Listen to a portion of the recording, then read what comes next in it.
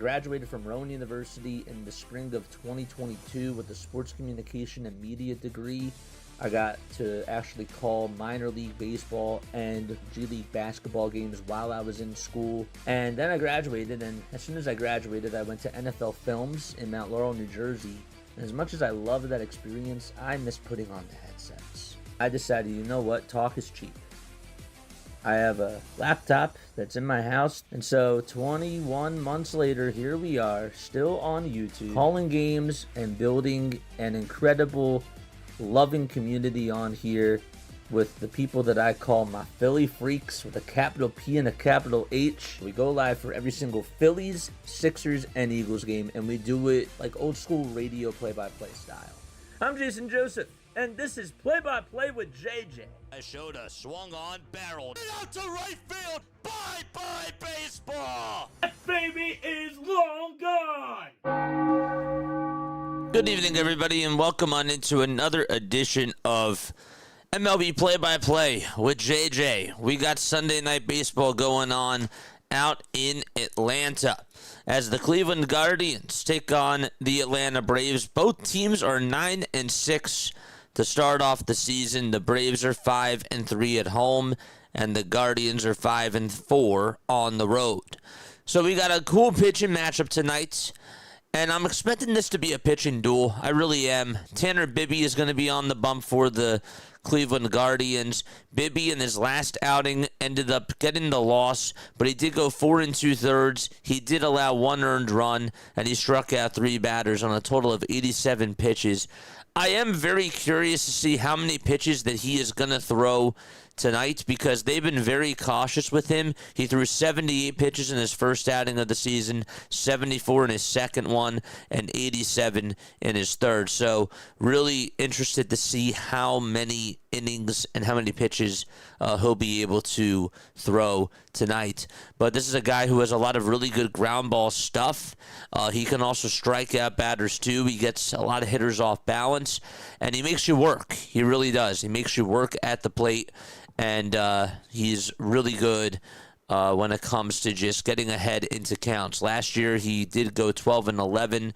His ERA was at a 4.24. It was a little bit high last year, but he did go 182 innings and struck out 162 batters as well.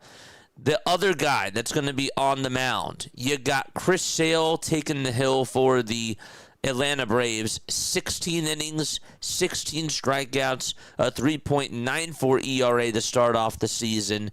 He's coming off of a performance where he went 4 innings, did not look so hot. Really did not. He got hit around a lot against the LA Angels, but he's looking for a bounce-back type of a performance.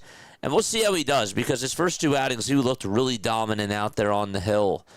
His stuff looked like it was just unhittable, and he was doing a really good job at just locating his pitches. Only gave up 4 hits before that final outing that he just had, or that previous outing, I should say. So, final score predictions, please let me know down below.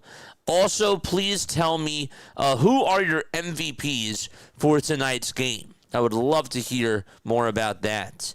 All right, so as far as things do work out, let's get on into the starting lineup right now. 1 second. Where is it? There we are. All right, so Aniel Martinez is going to be leading it off, and then it'll be Chase DeLauder, who's going to be batting second. Batting third is Jose Ramirez, and then you got David Fry batting fourth. All right. Batting fifth is going to be Rhys Hoskins. He is playing over at first base. Then you got Kyle Manzardo, who's going to be batting sixth. Jose Brito is batting seventh. He's playing over at second. Then you got Daniel Schneemann, who's out in center field. He'll be batting eighth. And last but not least, batting in the 9th spot is going to be Brian Rocchio. So he is the shortstop for tonight. So once again, the Guardians have Martinez, DeLauder, Ramirez, Fry, Hoskins, Manzardo, Brito, Schneemann, and Rocchio all in the starting lineup for them. Now, meanwhile, The Atlanta Braves, their starting nine will look just like this. It'll be Ronald Acuna Jr. batting in the leadoff spot. And then you have Drake Baldwin batting second. Batting third is Matt Olson. And then it's Austin Riley in the cleanup spots. Fifth is Mike Yastrzemski. Sixth is Ozzie Albies. Seventh is Dom Smith. And then you got Mauricio Dubon batting eighth. And batting ninth is over at shortstop Mateo. All right. So we should be ready to get things started right now as we are ready to get underway out in Atlanta. Let's make sure that we scroll down on this so that way you guys can see it. Nice. That looks good. So should we zoom in a little bit? Maybe we should. Oops. That's not what we wanted. Good stuff. And then what we'll do on here is let's go to live.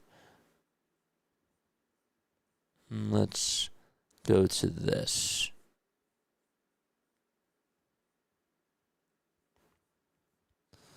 Exit the full screen. That's not what we want.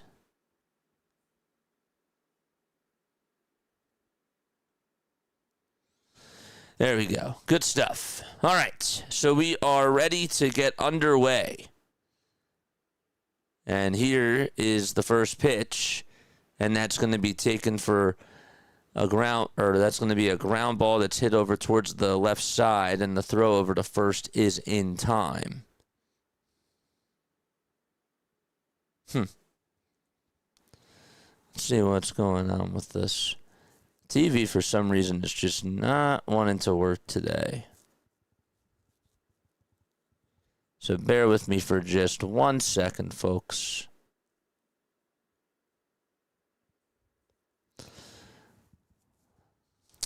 All right. And then we can zoom out on this. Nice. And good. All right, 1 ball, no strikes. And here we go, the 1-0 pitch on the way. There's a line drive, base hit out to right field. And so a 1-out single provided by Chase, and he is over at first base for the Cleveland Guardians. I can't understand why this is like this. Doesn't really make sense to me. I don't get it.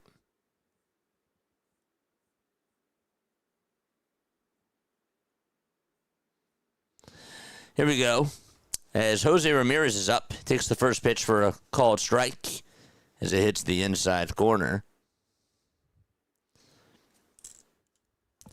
Sale with 4 pitches so far. Braves are in their City Connect uniforms.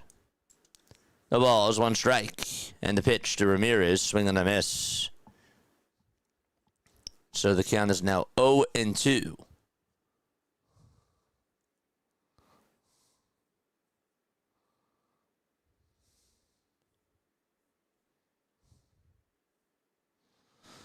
The ball's 2 strikes. And the 0-2, and that's going to be chopped foul.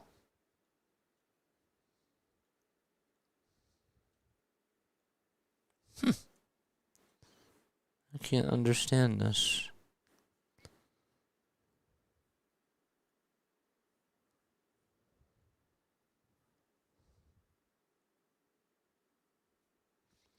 One ball, 2 strikes with 1 out in the top of the first.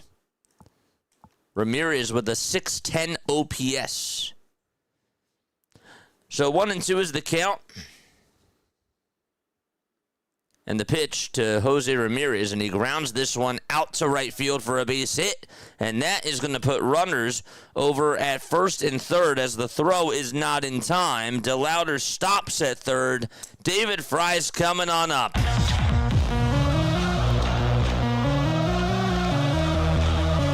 right, let's get rid of this. There we go. Listen, J1H, what's going on? How you doing? Chef off, brother. Dominic Smith, big game boy tonight. Ooh.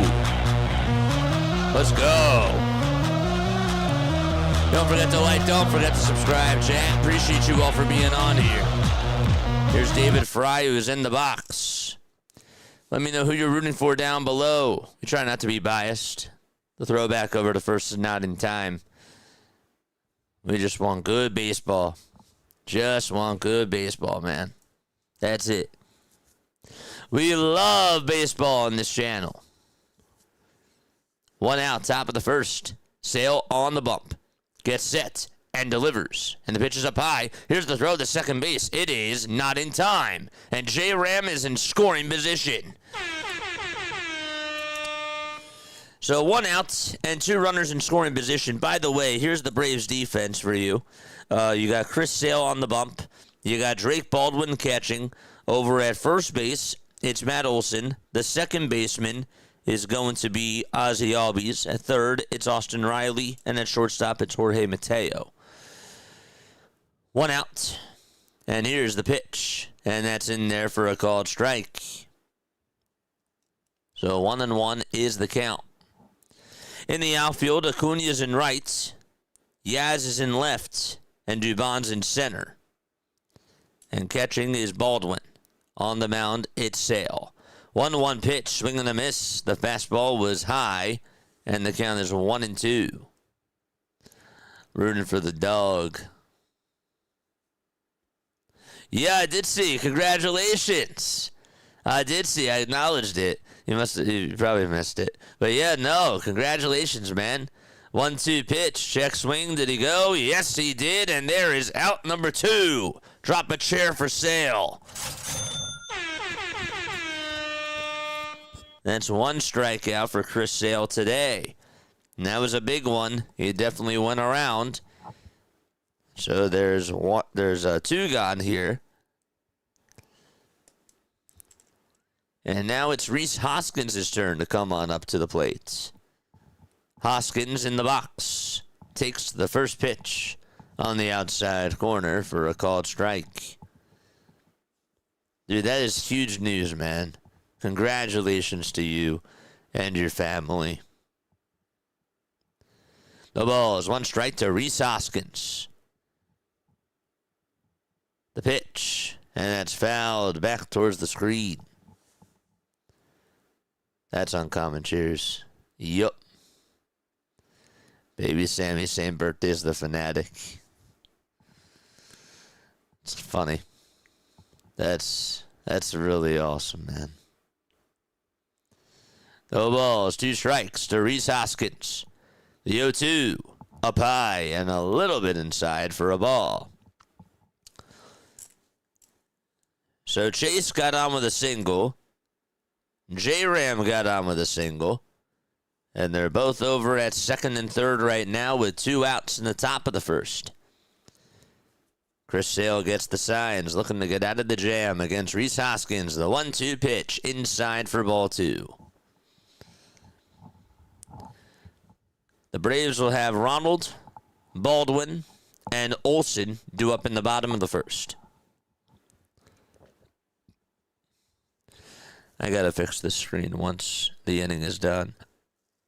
The 2-2 pitch to Hoskins. Swing and a miss, and he's down on strikes. That is 2 chairs in the chat for Chris Sale. And we are going to go to the bottom of the first inning. All right. So let's make sure that we get back on track with this. YouTube TV. Let's try it now. Let's go to live. The Sixers are on. How the Sixers doing, chat? How are they doing?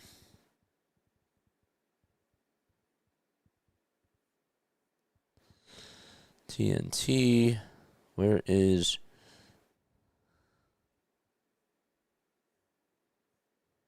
NBC? I gotta scroll down this way.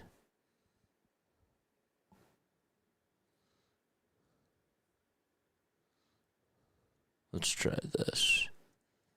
NBC.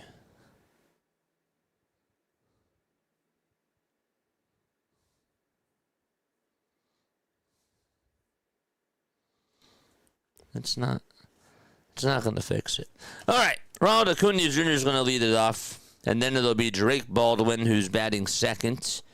Matt Olson batting third, playing over at first base. And you got Austin Riley, who's batting cleanup. He's playing over at third. Batting fifth is going to be Mike Yastrzemski. So he is in the 5 spots. Sixth is Ozzie Albies. And seventh is going to be Dom Smith. He is DHing. Batting in the 8th spot is Mauricio Dubon. And last but not least, batting in the 9th spot is going to be Jorge Mateo. And so that is what's going on this evening for the Atlanta Braves. That is their starting lineup today. Can I try this? No.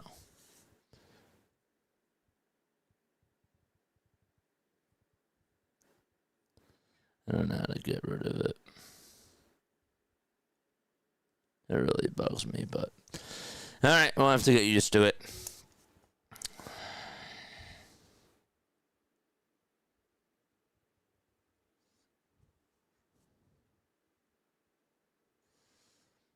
Here comes Ronald, and the first pitch is going to be taken just a bit inside for a ball.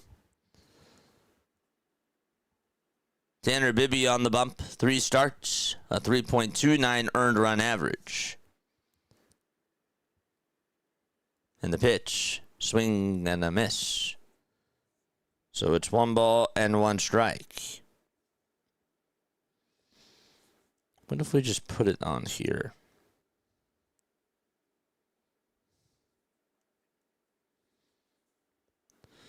One ball, 1 strike. The next pitch to Acuna, and that is a foul ball. So now the count is 1-2.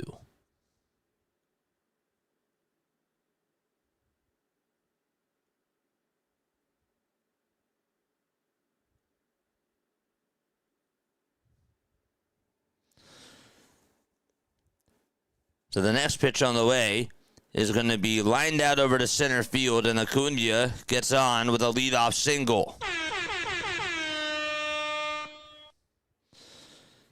And he's over at first.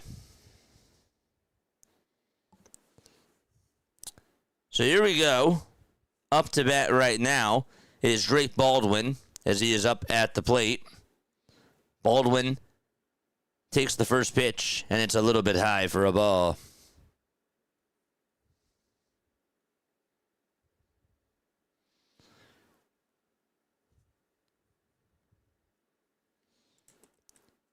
So 1 ball, no strikes.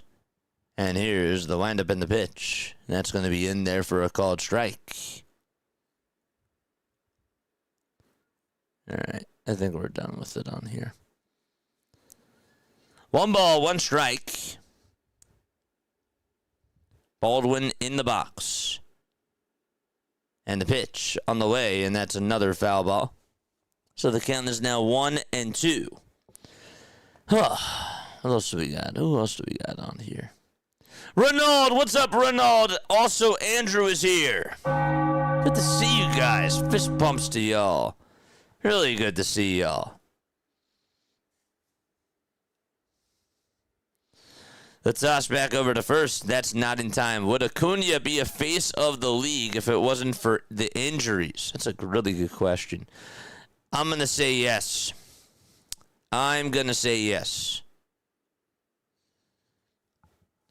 That's a really good question, though. 1 ball, 2 strikes. And here's the 1-2. This is skied over towards the left side.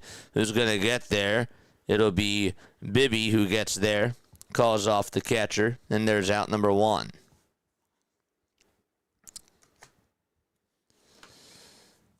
I just wish I knew what was going on with the cable today.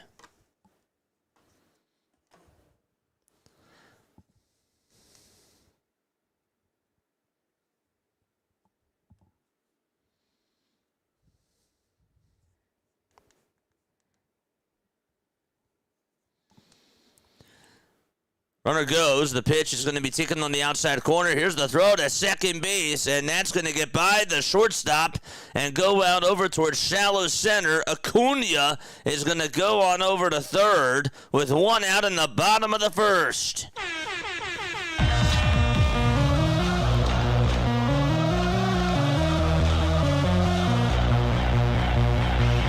He would have been swiped out. He would have been out at second on that swipe, but the ball popped out of the glove of Brian Rocchio. Wow.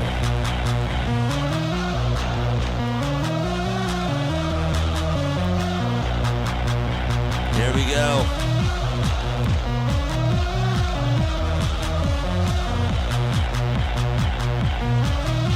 Two balls, no strikes, and that's to Matt Olson. The 2-0 pitch on the way, and this one is going to be popped up and skied out over towards the center of the mound, and it's going to be caught for out number 3. All right, I'm going to take a very quick step off. I'll be right back in just a few moments. Gregory Pearson says Comcast. Yeah, no, I got Verizon, man. Verizon has been giving me a little bit of some trouble today. But I'll be right back. I'm going to try to fix the problem one last time. Don't go anywhere. I will see you. Oh, wait, whoops. Once there's out number 3, Austin Riley is up, and the pitch is in there for a strike. My gosh. I forgot there's only 2 outs. AM says number 2. The ball is 1 strike. My eyes are like all over the place, and that's what happens when you are your only tech person. So, 1 ball, 1 strike.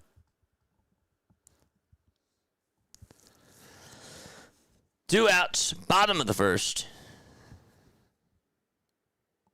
Imagine if I was just like, yep, bye. The pitch. That's a pie for a ball. That's so funny. The Phillies made us all crash out today, JJ. It's okay. I definitely did crash out. The 2-1 pitch. And it's on the outside corner for strike 2. Bro, I'm weak.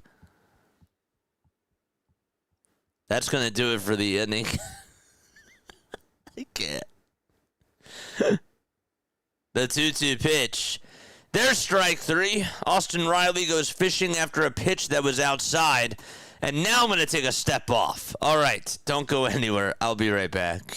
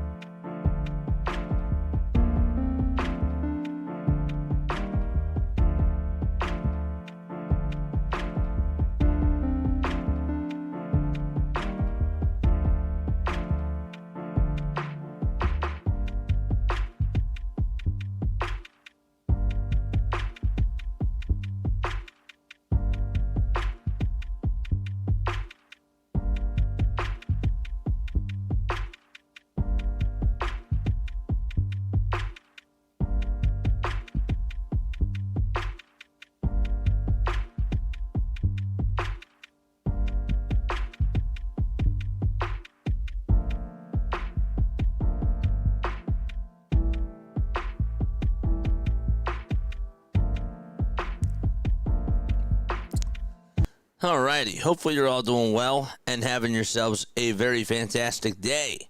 My name is Jason Joseph. This is Play by Play with JJ. Don't forget to like and don't forget to subscribe to the channel as well, as we are ready to get things started here in the top of the second inning. All right, let's get going. So here we go. First pitch is going to be taken for a called strike at the knees.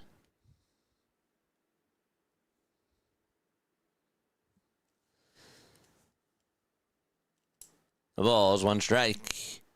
Next pitch, down low for a ball. So it's 1 ball and 1 strike.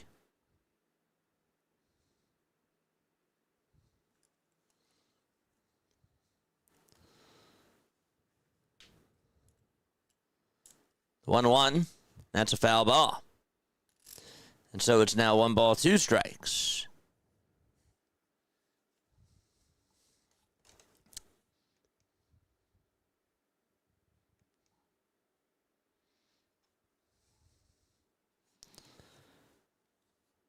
One and 2 is the count. And the 1-2 pitch, and that's going to be taken down low and away for ball 2. Tomlin in the crowd on how... Tomlin in the crowd, how I miss my coach already. Oh. You miss him?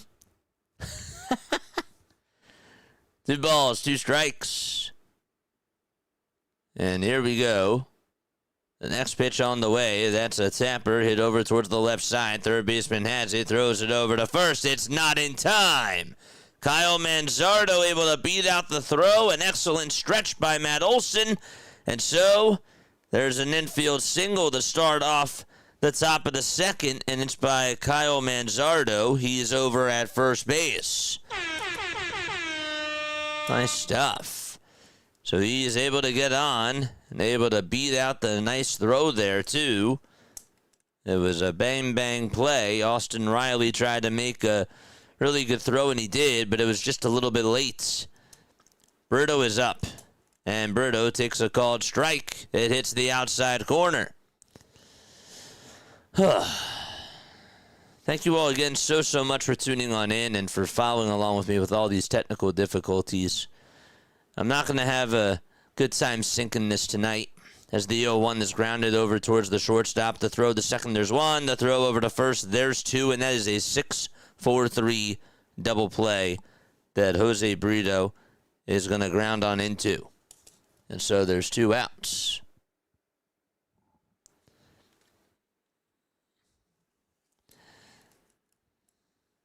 I don't know what's going on with Verizon tonight.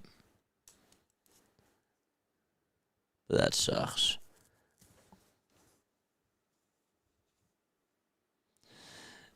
Two outs, top of the second.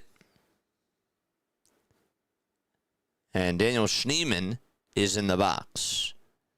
And the pitch. And that is a little bit outside for ball 1. 1-0 is the count. Schneemann is out in center field. Sale, kicks, fires, foul ball.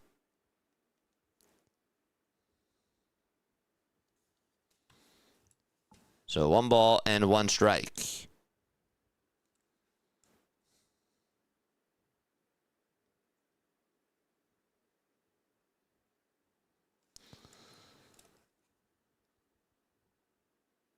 The 1-1 pitch. And there's a high fly ball hit out over towards deep right field. And Acuna can't find it for a second, but it bounces off the bottom of the wall. The throw to second, that is not in time. Schneemann dove over to second base, and he was able to get in there, diving in there head first, and there's a 2-out double provided by Schneemann. It was a really good swing there. And Brian Rocchio is going to be coming on up next. Gonna have to get him a Fanatic stuffy. Ooh, that sounds good. I do, JJ. I know about the playoff woes, but still a legendary coach. The pitch. And that's inside for a ball.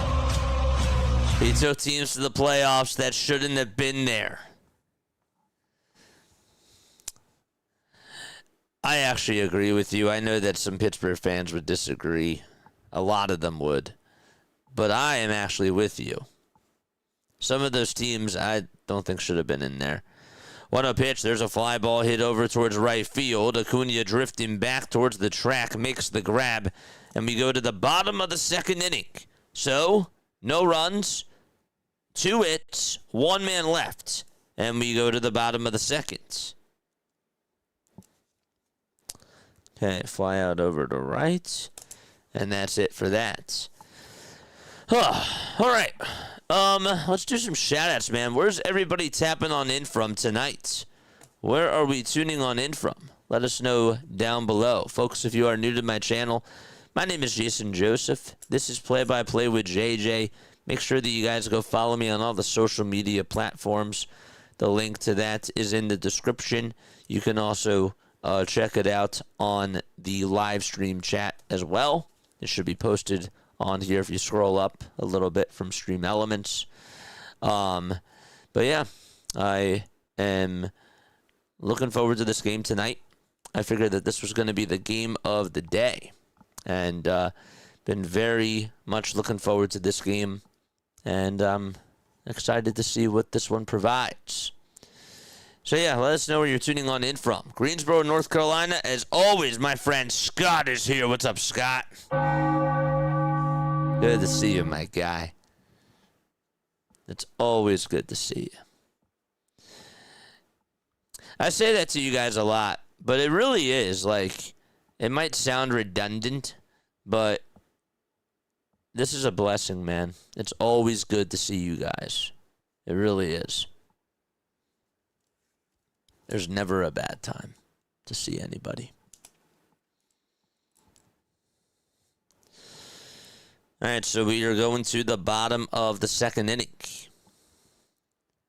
We are, by the way, chat, we are 41 subscribers away from getting to 9,600 as the road to 10,000 continues today. Deborah tuning on in from Missouri. It's excellent stuff. Excellent stuff. Love to see it.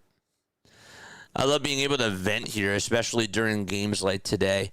Dude, it is so therapeutic. It really is. Okay, I'm really happy that you brought that up. And here's why. We'll talk about it. The pitch, and that's taken outside for a ball. Okay. The feelings are mutual. Yep, I appreciate that, man. So 1 ball, no strikes. We're in the bottom of the second. The 1-0 pitch, and it's in there for a strike. Guys, I'm not the type of person, okay, that likes to BS. I'm not the type of person that likes to just say that everything is okay when everything's not okay. And the other way around. The 1-1, swing and a miss. When things are going, or when things aren't going well, I don't like to say that they're going well, and then it's the same thing vice versa. 1 ball, 2 strikes. We're in the bottom of the second. Bibee gets set and fires, and the pitch is up high for ball 2. One of my friends and I were actually just talking about this the other day, and the one thing that I really love about this platform is that I have the freedom to say whatever it is that comes to my mind. The 2-2, and there's a foul ball. In the business, when you work for a company, you only get so much leeway. You only get so much leeway. So there's only a certain amount of things that you can say. The 2-2, and that misses outside for ball 3. And here, we get to really be thorough. We get to really be, honest, faithful. and all of us can express ourselves, which I think is really awesome. And that's something that TV and radio, as much as I love those mediums, that's something that is not provided over there. 3-2, and that misses up high for ball 4. And so there is a leadoff walk to start off the inning here in the bottom of the second for Mike Yastrzemski. Ozzie Albies is up, batting on the left side. Albies takes the first pitch, and that's called a ball. Can't understand why. That's John Tempane who's behind the plate. But there's only so much that you can say. So, like, when you're listening to Phillies postgame show or, like, NBC Sports Philadelphia, you don't always hear the analysts, talking about, like, what's really going wrong. They'll specify it a little bit, but they don't always really dive deep into that. 1 ball, 1 strike. And here we do. Here we're honest. The 1-1. And that misses inside for ball 2. But we bring positive vibes to the chat as we do it.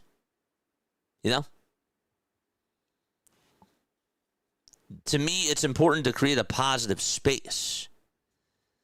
But it's also important for me to be honest. 2 balls, 1 strike. The 2-1 delivery to Albies, and that's grounded over towards the right side, and it's going to go out to right field for a base hit. So that's going to put runners over at first and second. I don't know if that went underneath the glove of the first baseman or not. Let's see a replay of that. Oh, it went over his glove. It actually hit the tip of the glove and then just bounced out over to right field. They shot that thing really, really quickly. They cut shots very quickly. And so we have 2 runners on here in the bottom of the second with nobody out. So up at the plate now is going to be Dom Smith. The pitch. And there's a swing and a miss. The base running blunders really tasted the no profanity policy today. I came close. I do try not to curse, for sure. No balls, 1 strike, and the 0-1, and that's lined foul towards the right side. But I don't know if you noticed this, but on the networks, they didn't spend much time necessarily talking about it. And again, I'm not trying to diss them. That's not what this is. The point that I'm trying to make is that I'm trying to give a lens. I'm trying to make you guys see that not everything is perfect. Not everything is smooth.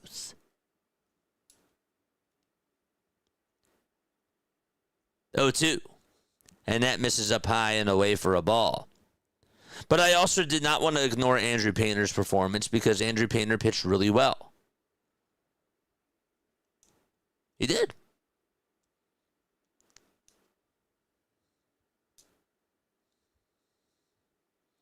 One ball, 2 strikes. The 1-2 pitch. And that is outside for ball 2. Honesty is the best policy. Staying true to yourself is important. 2 balls, 2 strikes. Bibee on the bump, gets set and fires, and the pitch is down for ball 3. So Yaz walked. Albies got on with a single, and there's nobody out in the bottom of the second.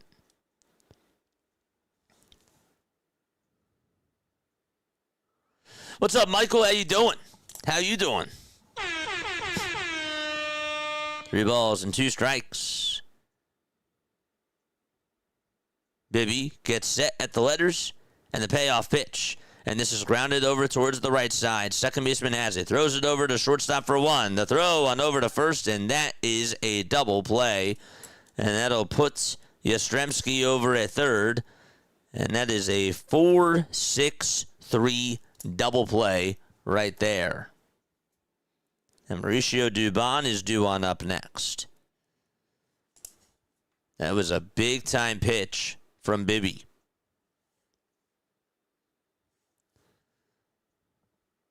Painter starts, y'all win that game. Yeah, I think that they have a better chance, for sure.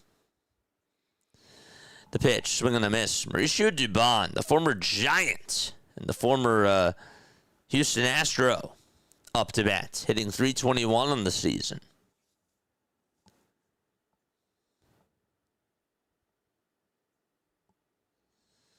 The 0-1. That's outside for a ball. Did you want to cuss today, JJ? Did I want to cuss? I usually...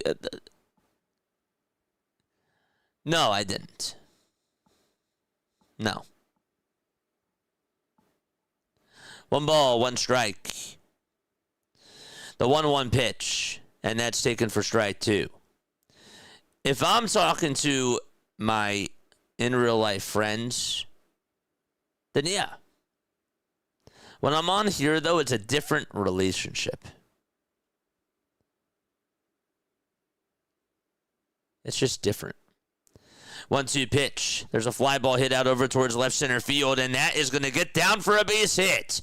So 1 run's going to score. Dubon gives Atlanta a 1-0 lead in the bottom of the second. And Mateo is going to come on up. Just got it off the end of the bat and flinged it out over to left center. Taco Tom, what's up, Taco Tom? What's up, JJ, that Masters man? That was crazy. That was crazy.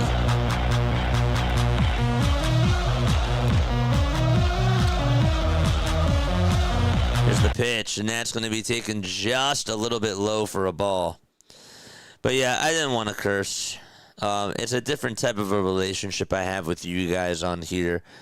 And like, we have a really close bond. Absolutely. 1,000%. But we have all different types of people tuning on in. And kids don't need to hear me talk, with dirt in my mouth. Heck no. 1 ball, 1 strike. Bottom of the second, 2 away. A runner over at second as well. Mateo in the box. The 1-1 pitch. It's in there for strike 2. What's up, Joe? Joe says, in my 43 years of life, for me personally, honesty isn't always the best policy, and knowing when it will make things worse is the hard part. Being dishonest with yourself is as bad as it gets. It's interesting that you put it that way, as the 1-1 is in there for strike 2. That's an interesting way to look at it.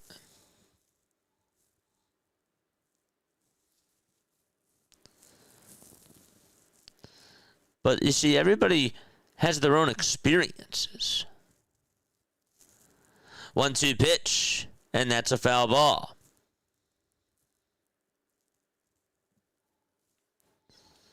It's too early in the season to be cussing.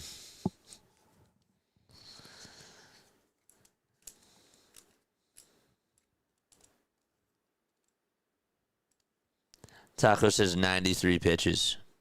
For Bibee? 1-2.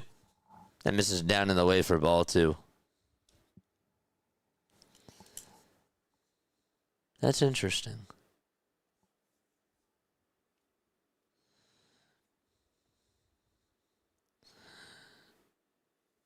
Two balls and 2 strikes with 2 outs in the bottom of the second and the 2-2 pitch, and that is outside for ball 3. And you know what? I can see your point of view. I mean, at least like from my experience. So with Mitchell, if you would say, Jason, who's coming? I tell him Batman's coming. That would make him happy. But as the 3-2 pitch is popped up and it's a foul ball and it goes behind home plate and it's going to be a souvenir. But that, like, gave him hope, you know? Like, I don't necessarily consider that to be lying because he was a very creative person, you know? And that's just different. But I like what you said about being dishonest with yourself is as bad as it gets, because that hits home for me. 3 balls, 2 strikes. Payoff pitch. Another foul ball. That'll be a souvenir over towards the right side. So the Braves have a 1-0 lead, thanks to an RBI double from Mauricio Dubon. Yastrzemski came on in to score. Oh, DeGrom. DeGrom in 93 pitches.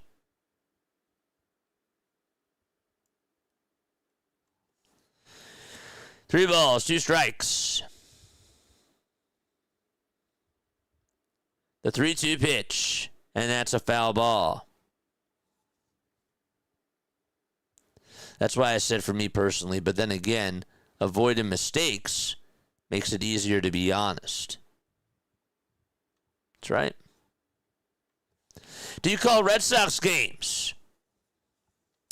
Yes, I do. I do call some Red Sox games. I did one yesterday.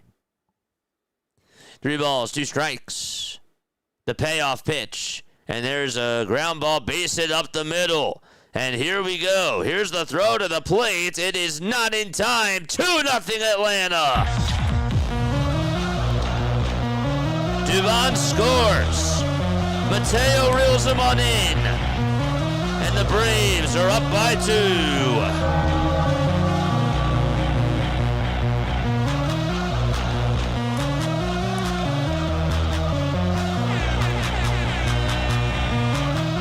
Final score predictions on this game. We got a timeout taken on the mound.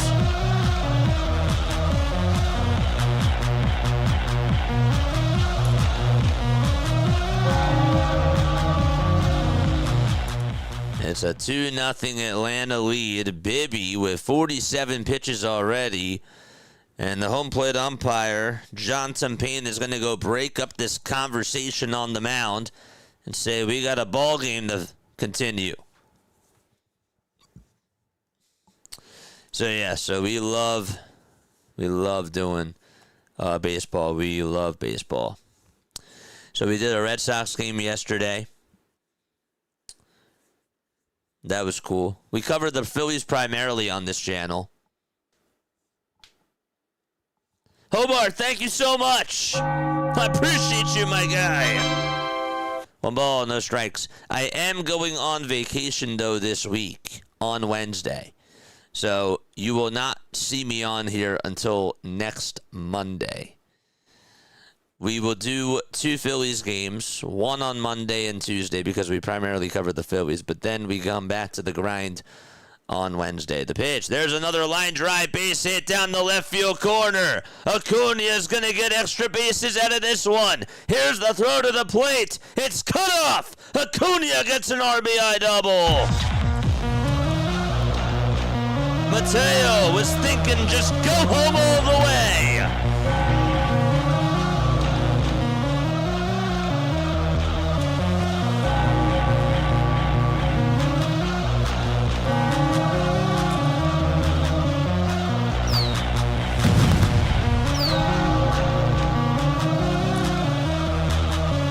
After getting shut out yesterday, the Braves are taking their frustration out on Cleveland.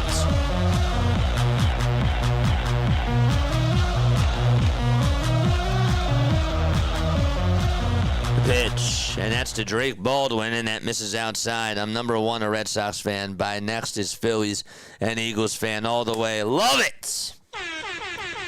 I love it, dude. Man, I could talk to you about the Red Sox. They were my second favorite team for a while. 1-0 pitch, and this is flied out over towards center field, and that's going to be caught for out number 3, but the damage is done. Acuna gets an RBI double. Dubon gets an RBI double. And Mateo gets an RBI single, and that's how we have a 3-0 lead as we go to the third frame. Love the Philadelphia teams. Yeah, man. I mean, I have nothing but mad love and respect for everybody's team. Of course, when it comes to my Philadelphia fandom, am I a Mets fan? No, definitely. I'm not a Braves guy either. But of course, I respect other people who are fans as long as they're cool people. When they come on into the chat, if they're just nice human beings, for sure. I have nothing but mad love and respect for that. And I've learned that Yankees fans can get along with some Phillies fans. I learned that, Mets fans can get along with some Phillies fans too. We might not root for the same team. It sounds really weird. It definitely does. But, when you love baseball, how can you not get along? Oh, man. I'm a Phillies fan. I love the Philadelphia teams. Yeah. What was I going to say? Folks, if you are new to my channel, don't forget to like. Don't forget to subscribe. Subscribing to the channel is free. We have a lot of cool things that we're going to be doing this year for baseball. We did 23 World Baseball Classic games, chat. We did, so far this year, I have to get the numbers, but we went on for at least a doubleheader all 7 times this week. And we did, I believe, 2 triple headers, which, of course, included the Phillies. But, yes, that was really cool. And, baseball is just in our blood. It really is. It's totally in our blood. All about rooting with some level of decorum. For sure. Exactly, the love for the game. Hey, Ronald is a Yankees fan. LP, Phillies fan. Joe, Phillies fan.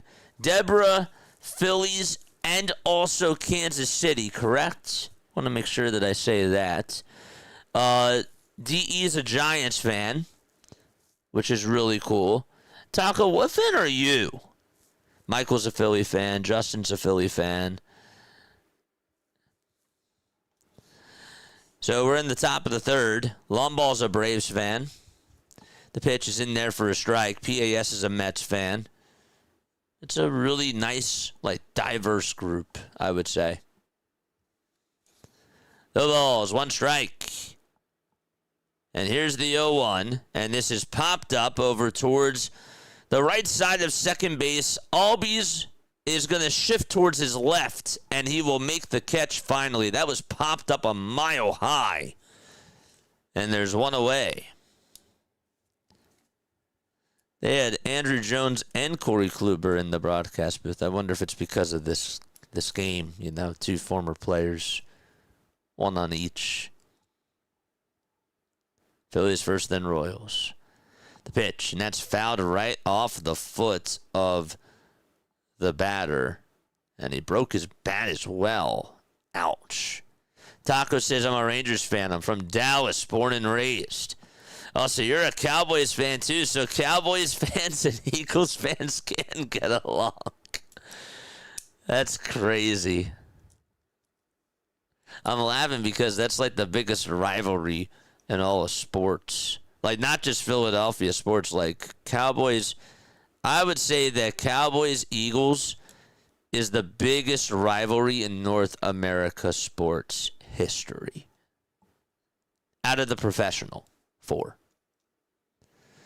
The ball is 1 strike, and the 0-1 is taken down and in for a ball. LP says, I'm from Philly, but live in Maryland. I attend Nationals and Orioles games all the time. It's always a great experience. 1 ball, 1 strike. And here's the 1-1, and that's in there for strike 2. Some people get so caught up in the emotions of rooting for their team, they forget about humanity and self-control. You're speaking the truth. You really are. 1-2 pitch, and that's down low and away for ball 2. My grandma was so good at that. She was always good at joking, but speaking the truth. She was so good at doing that. And I learned a lot from her from when she said a lot of things. And she was a teacher. 2-2 pitch. And that's a little bit low. It's going to be challenged, though, by the catcher, Drake Baldwin. Looked like it was a little bit low according to pitch tracks. But again, pitch tracks and ABS are a little bit different. And it is confirmed that it is a ball that was 1.3 inches lower than the strike zone. 3 balls, 2 strikes, 1 out. The payoff pitch. And that's a chopper. It's fouled, though, towards the right side. I'm a realistic Cowboys fan, and we're coming up, but y'all are top tier. Yes, Eagles fans is legit hate. For sure. For sure. I do like George Pickens. I must admit. 3-2 pitch, and that's outside for ball 4. But I probably shouldn't bring that up because Renaud is probably, not happy that I did that. Now that I just thought about it. J. Ram is going to come on up to the plate. That's Jose Ramirez.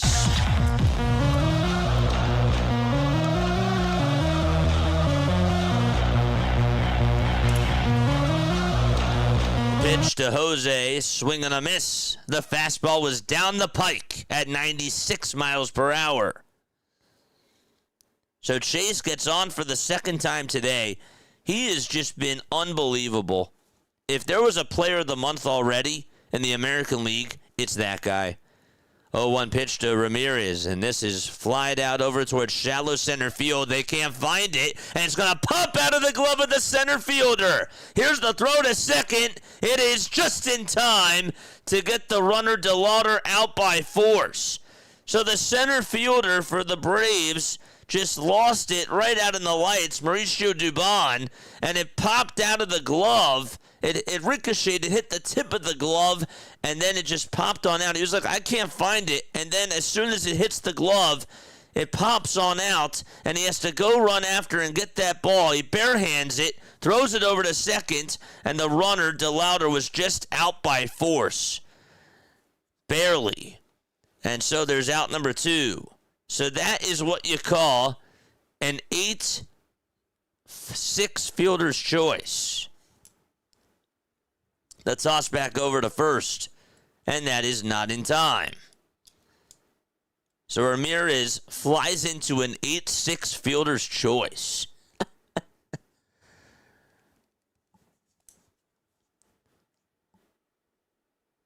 The toss back over to first, and that's not in time either. Bob's like, I can't find it. Oh, wait, there it is. Poof. He was lucky that he got the out. Fry is in the box. And the pitch. And that's fouled back towards the street. Maybe the Royals and the Phillies need to get together and see what the teams are doing wrong. I have a funny story for you. 2 outs. Top of the 3rd. A runner over at first. No balls, 1 strike. David Fry in the batter's box. Jose Ramirez at first. He got on with an 8-6 fielder's choice. 0-1. It's in there for strike 2. Let me confirm that, actually. Yep. Good. Next pitch. There's a line drive hit out to left center. It'll get down for a base hit. Ramirez is going to go over to third base. The throw is cut off. Ramirez's helmet came flying off, and he is now at third, 90 feet away from scoring, and runners are over at the corners for the Cleveland Guardians.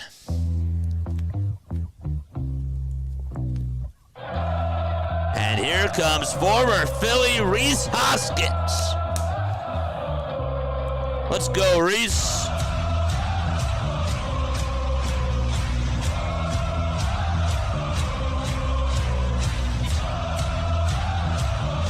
Wouldn't this be something? You guys remember when Rhys Hoskins hit a grand slam for Milwaukee out in New York and the Mets fans were booing him? Pitch to Hoskins, and that's a foul ball. Taco Tom says, I'm a big guy. Average man probably gets 12 to 16 $8 beers thrown at them. Let's go, Reese. 0 for 1 with a strikeout. Let's go, baby. No balls. 1 strike to Hoskins facing Sale. The 0-1 pitch to Hoskins. It's down for a ball. Hoskins used to rake. Hoskins, a 5th-round pick by the Phillies back in 2014.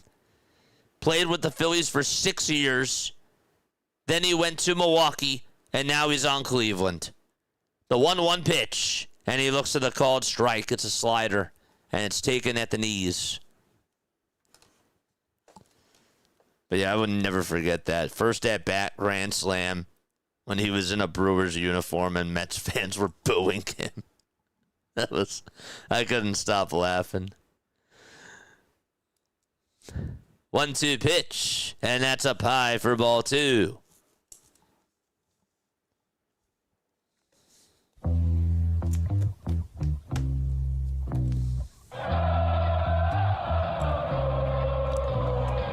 Ramirez at third. Fry at first. The 2-2 pitch, up high and away for ball 3. And that was at 99 miles per hour. Dubon at an RBI double. Mateo at an RBI single. And Acuna had himself an RBI single as well. The 3-2 pitch to Hoskins. Swinging a grounder, hit over to shortstop, and here's the throw over to first. It's in plenty of time, and the Braves are able to get out of the jam. And so we are going to go to the bottom of the 3rd. That was a really good pitch thrown by Chris Sale. I will say that, but Reese got on top of the pitch. Let's go. I'm waiting for that Mitchell and Ness 30% off discount. That Jack Schmidt gray will be mine, says Taco Tom. No, it's mine. That's funny. 126 to 103. Sixers ended the regular season, says LP. They won? Let's go. We'll take that. Nice, nice, nice. And the play-in for them is on what, Tuesday? Oh, that's right.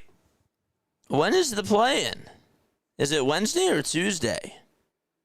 NBA play-in tournament.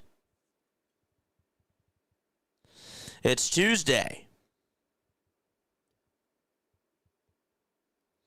If they play on Tuesday, we're doing that over the Phillies. I mean, obviously. And then I have to go on vacay. I forgot about that.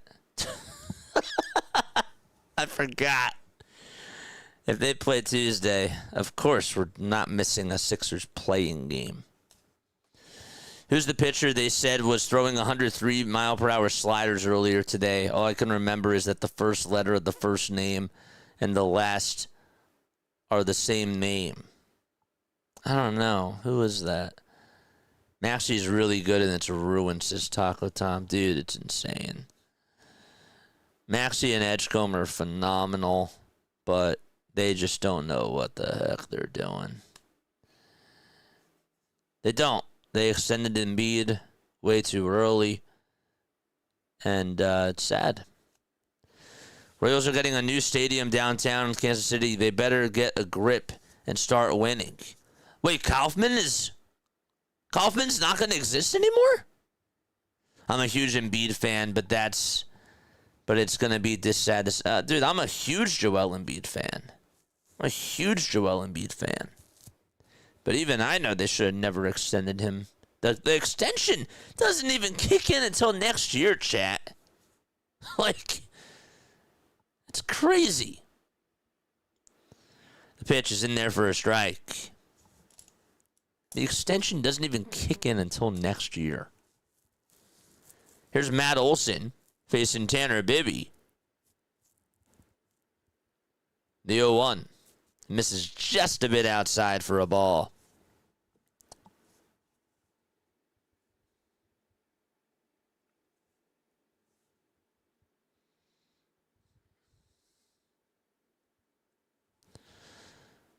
The 1-1 pitch. And this is popped up over towards the left side. Ramirez says he has it, and he does. And will make the catch in front of third base for the first out of the third. I can't believe that they're planning on moving. How long has Kauffman been around?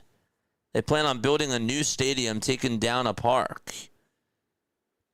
Kauffman Stadium, it's been around for... It has to have been around for a while. 73. Okay. So that probably wouldn't happen until like 2030. The pitch, and that's a foul ball. No ball is 1 strike. I was going to say, it has to be Mason Miller, correct? The 0-1 pitch, and that misses outside for a ball. It's 1 ball, 1 strike in the bottom of the third. 3-0 Braves. Austin Riley's in the box. Bibee kicks, deals, and they try to appeal. Did he go?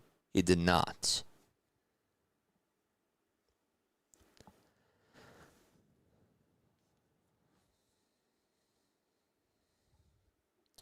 Two balls and 1 strike. Bibee kicks, deals again, and the next pitch is swung on and missed.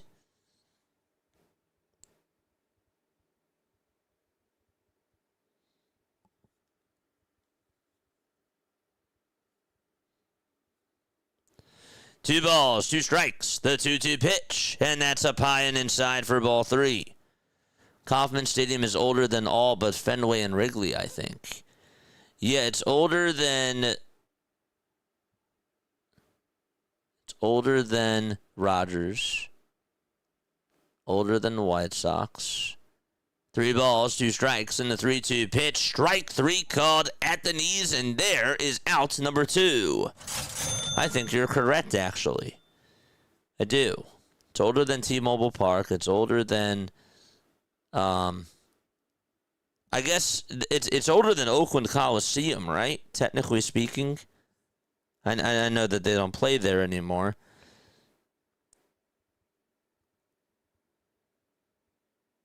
Is it older than Oakland Coliseum?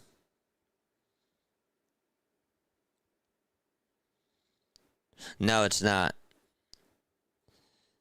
But that's interesting. Saw George at the Royal Stadium. He was great back in the 70s. The ball is 1 strike, and here's the 0-1. And that is a foul ball. Last Tubes comment, this was the Sixers PA announcer Matt Cord's last game. I know. Makes me sad.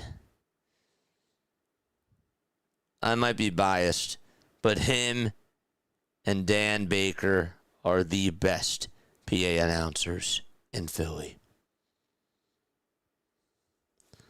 0-2 pitch, foul ball, and it goes behind the plate. Matt Cord, the legend. Happy retirement to him. Dude, he's... wonder if he's going to still have his show on 102.9. I like listening to it whenever I get a chance. No balls, 2 strikes. They are pretty cool. 0-2 pitch. Swing and a miss. And there's out number 3. Another chair.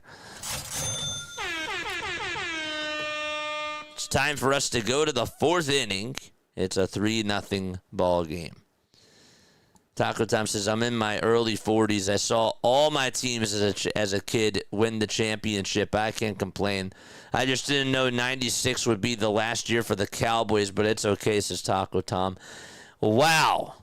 You didn't know 96 would be the last, but that's okay. Wow. That's insane because I don't think a lot of fans would say that. They're like, a lot of them are like, that's unacceptable. Dan Baker's the GOAT. Dude, he is so good. Guess where he went to school? Ding, ding, ding. Rowan. Glassboro State, though, it was at the time. Dan Quisenberry. Dan Quisenberry. Which one does he... Is he Vikings? No. Oh, wait, baseball player, Dan Quisenberry. Yeah. Dan Quisenberry, baseball player. I was like, wait, why does that sound familiar? I mean, Cowboys, Stars, Mavericks, Rangers, all one in my lifetime. How many cities have that? You're right.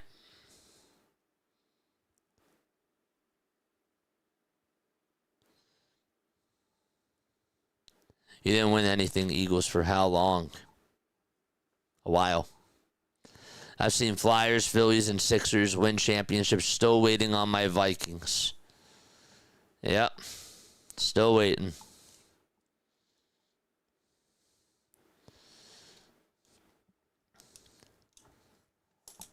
It's crazy. I got to see the first 2 championships for the Eagles and 1 World Series for the Phillies, right?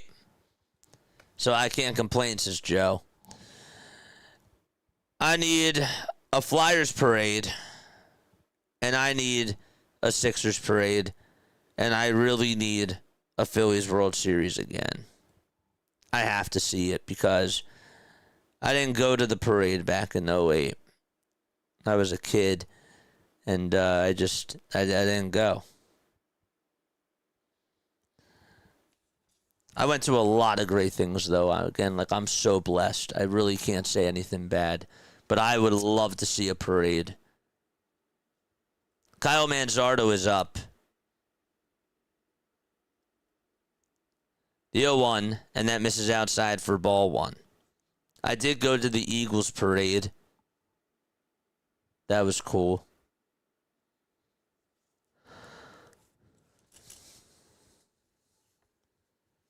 One ball, 1 strike. Manzardo in the box. And the 1-1 pitch. And that misses outside and low for ball 2.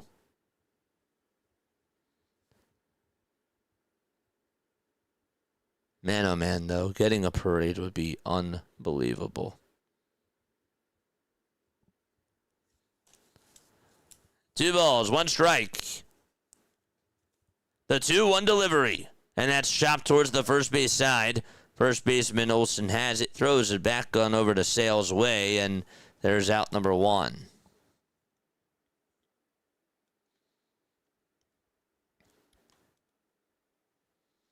Neither the Flyers nor the Sixers have won in my lifetime. I was born in '84. Yep, they haven't won in my lifetime either. I'm 98.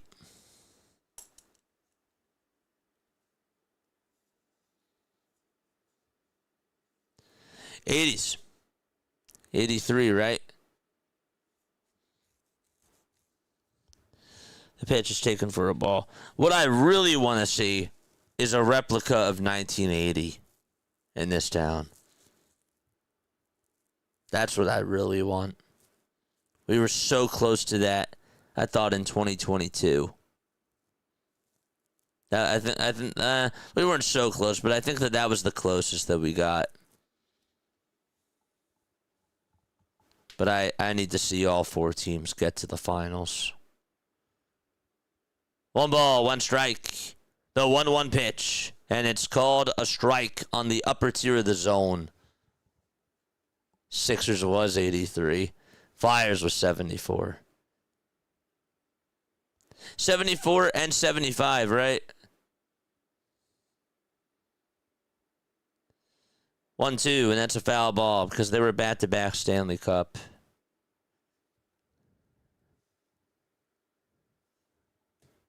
Bobby Clark, Bernie Perrant, the Watson brothers, Oh, yeah. 1 ball, 2 strikes. The 1-2 pitch. And that's up high for ball 2. AJ Brown is gone. Diana Rossini tweets.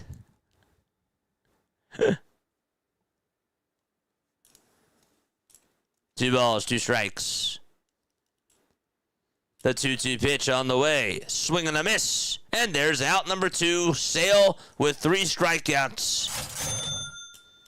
73, 74, 74, 75.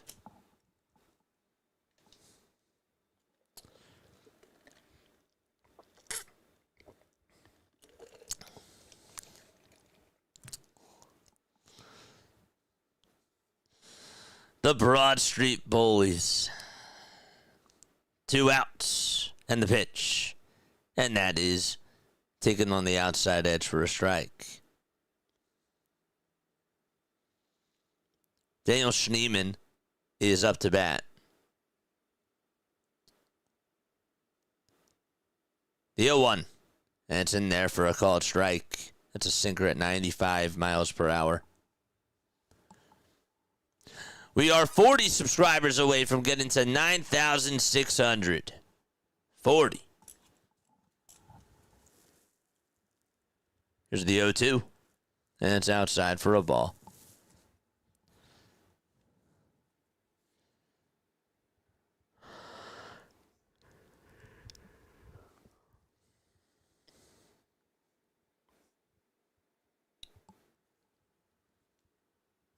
One-two pitch. Bouncing ball hit over to short. Picked on up and bobbled and fumbled. And that's an infield single. Is anyone covering the bag? Because it looked like that he... That was bizarre. What the heck just happened there? Oh, yep, it popped on out. Tried to get it on into the bare hand again. The transition. We've seen it so many times. I feel like we see it once every game that I call. That's what it was. 2 outs and the pitch, and that's a foul ball. And I'm not saying that that's an easy play. I've noticed that there have been so many mistakes with that this year. Is it like the ball's more slippery? Is it, are they not using the sticky stuff, or like what is it? No balls, 1 strike. 2 outs, top of the 4th in the pitch. And there's a swing and a miss. That's to Brian Rocchio.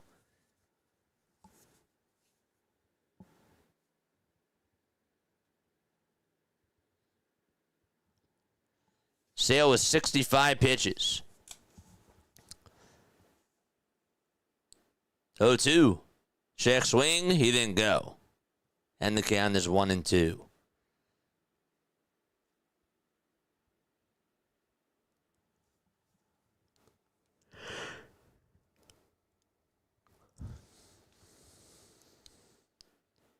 So 5 seconds left on the pitch clock.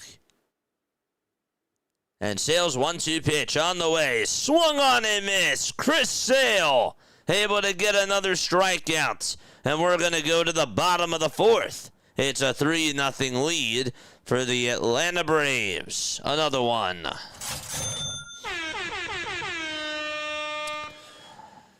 Damn.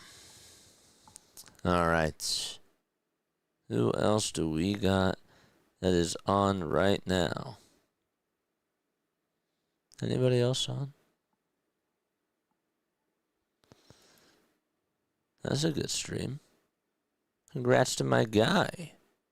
Look at him go.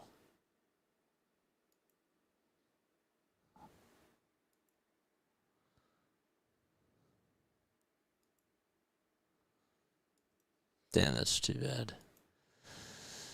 All right.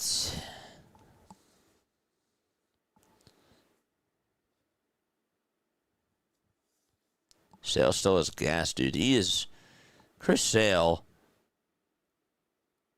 I would have never guessed in 1,000 years that Chris Sale, when he came to Atlanta, that he would ever reach the status of like top 5 pitcher again. It took him like, with all the injuries that he had after he won the World Series with Boston in 2018, he just was like never the same. And then he comes on over to Atlanta, and all of a sudden it's like he's picking up right where he left off like 6 years before that. I've never seen a player just make that type of a comeback after falling off for that long. And again, like, I understand that injuries prevailed him, but like, that's so impressive. That really is. His career has been unbelievable. Another person that I thought has had a nice career and that sort of kind of has like 2 primes, baseball-wise, Justin Verlander. I felt like his first prime was when he was on the Tigers, and then he started to struggle a little bit, and his last year and a half wasn't so good. It was really bad, and then he goes over to Houston, and he's just this new animal. And that was his second prime to me. I wrote off Chris Sale more than once, and he's always proved me wrong. Yeah, I've wrote him off. 1-0 pitch, and that's outside for ball 2. I will also say, too, that even after he was on the White Sox, when he went on over to Boston, I didn't see him being dominant over there, and I was wrong about that. 2 balls, no strikes. And here's the 2-0 pitch. It's skied over towards the left side, and that is a foul ball that goes on out of play. Nate Eovaldi, too. That's another really good one. Eovaldi just continues to really impress me as well. You think about the Red Sox, you think about the Marlins, you think about, I mean, like, he's had a bizarre career. The Rangers. 2-1 pitch. Ground ball up the middle for a base hit, and Ozzie Albies able to get on with a leadoff single here in the bottom of the 4th inning.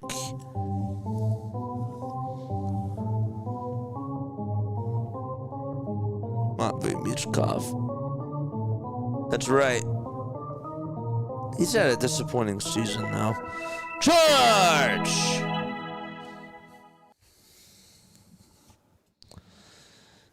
He's playing better, but bottom of the 4th, 3-0 Braves.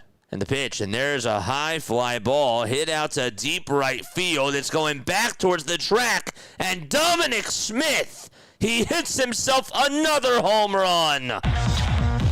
That's his 3rd of the season. The former Met has 3 homers with the Braves.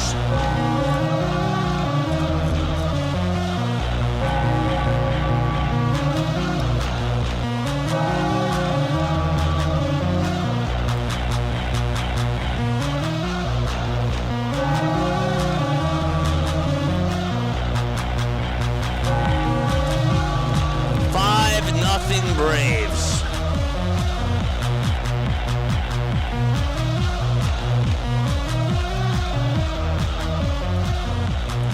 Wow. Dude, he got way underneath it, but yet still was able to send it on over the fence. The pitch. And there's a called strike to Mauricio Dubon.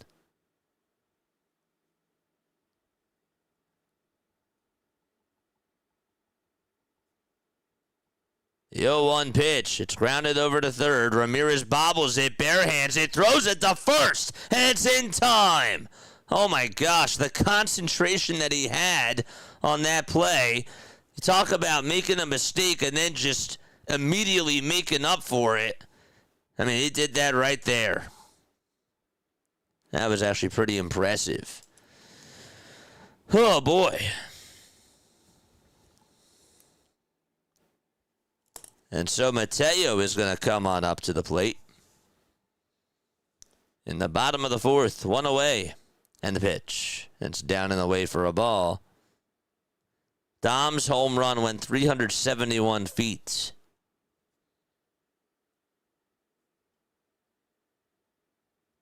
That was a heck of a play there. 1-0 pitch. There's another line drive base hit out to right field. Mateo's going to get on. Here's the throw to second. Mateo is out at second base. 2 outs here in the bottom of the fourth. That was, he was trying to be aggressive there, and it certainly did not work out in his favor. Schneemann actually made a really good throw. It didn't even take a bounce over to second. And an excellent swipe by Rocchio to just tag him right on the letters for out number 2. And here comes Acuna, and Acuna grounds it over to short. Rocchio picks it up, throws it over to first, and the inning is over. And so we're going to go to the top of the fifth. It's a 5-0 ball game. Dom Smith gives the Braves some insurance and makes it 5-0 out in Atlanta. What's going on? JJ, I'm feeling under the weather and ill and headache and runny nose, says Chua. Oh, dude, I hope you feel better, man. Runny noses are not fun at all. I do not like allergies. I do not like pollen. I don't like any of that. But even if it's just an actual runny nose, I've dealt with it on stream. It's never fun. It's never fun at all. Especially during World Baseball Classic when you're doing games at 6 a.m. and you just sound stuffy. It's not pleasing to the ear. It's not. Bruins just beat the Blue Jackets 3-2. Yeah, sorry about that, dude. Feel better. Please feel better.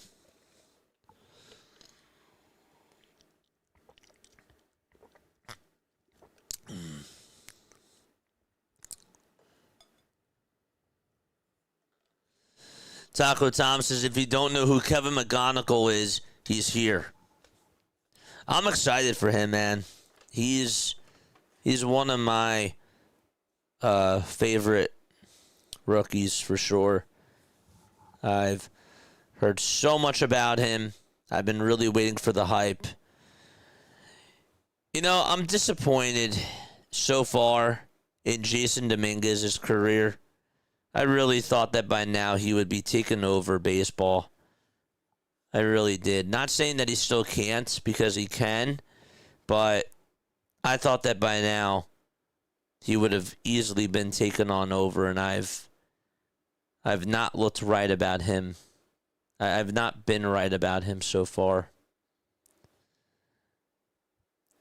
Never mind, I guess the Capitals are closer than the Flyers. Sorry about that. I thought that maybe they would clinch with the Blue Jackets. One false alarm. I was thinking like, yeah, I don't think that that's the scenario. But I let it slide.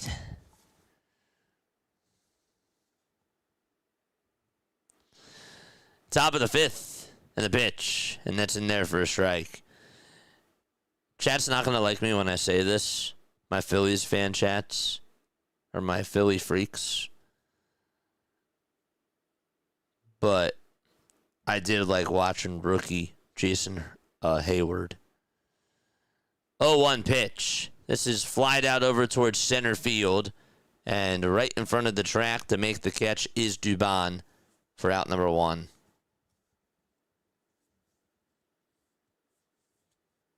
Of course.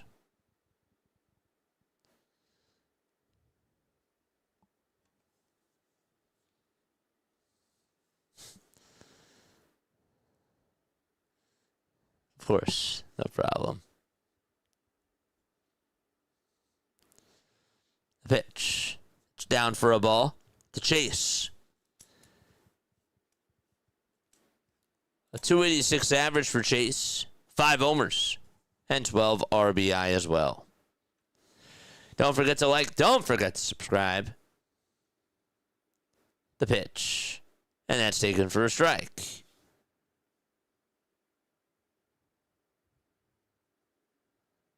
I bought a BC Sapphire Gold Kevin McGonigal rookie card. Ooh.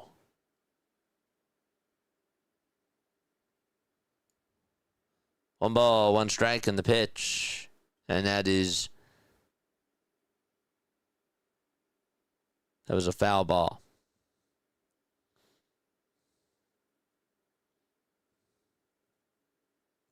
Sapphire Gold Kevin McGonigal rookie card.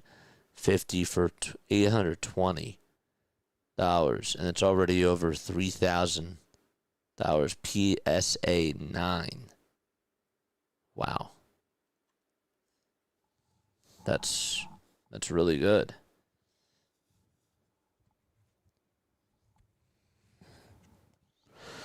One ball, two strikes. People want me to get into card collecting. 1-2 pitch, and that's a foul ball.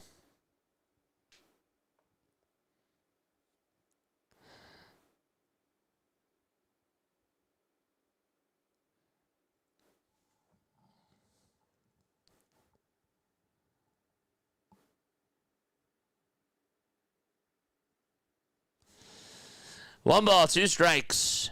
The 1-2 delivery, and there's another fly ball hit out over to right center field. It's going back towards the track. It's going to hit off the top of the brick wall, and Chase DeLauder just continues again to just provide powerful offense for this Cleveland Guardians team. It's really not a joke. He's been really playing such great baseball. How many? I feel like he has to be on a hitting streak right now, right? He has to be. And Jose Ramirez is going to come on up again with one out in the top of the fifth inning. That's his fourth straight game with a double. Yeah, he's definitely hitting the baseball very well. The pitch. And that's going to be in there for a strike.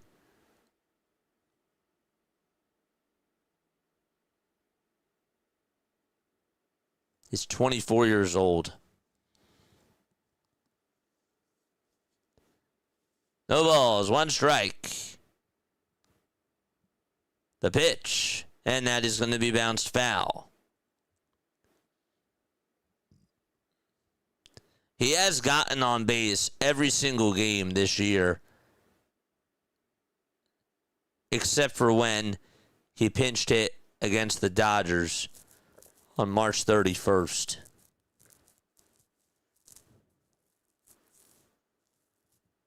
No balls, two strikes. The 0-2 to Ramirez. Foul ball. And so the count is now 0-2.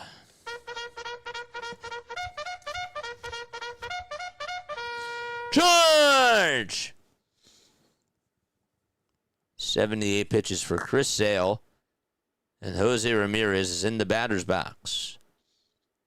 Sale gets set, kicks, delivers, and Ramirez pops this one up over towards the left side. And it's going to be caught for out number 2 by Austin Riley.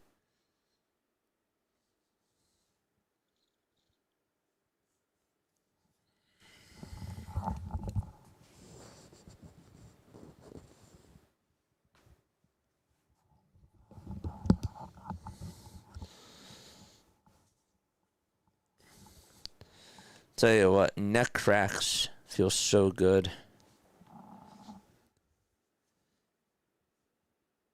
The pitch. And that is outside for a ball. David Fry is up. He's 1 for 2 with a single back in the third inning. 5-0 Braves. Top of the fifth. 2 outs. And the 1-0 is in there for a strike.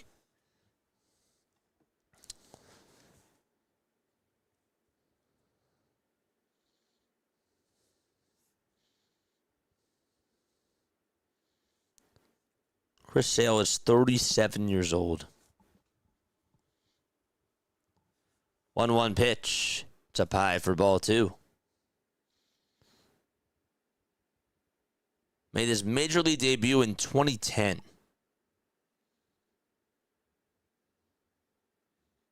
2010. 2 balls, 1 strike to David Fry, and the 2-1 delivery is bounced foul. Chris Sale's a 9-time All-Star, a World Series champion, NL Cy Young Award winner, Triple Crown. By the way, I didn't realize this, but he never won an AL Cy Young. His first Cy Young, his only Cy Young was in 2024. 2 balls, 2 strikes. Something else that's interesting, you think about Jose Ramirez as a really good defensive third baseman. He's never won a Gold Glove.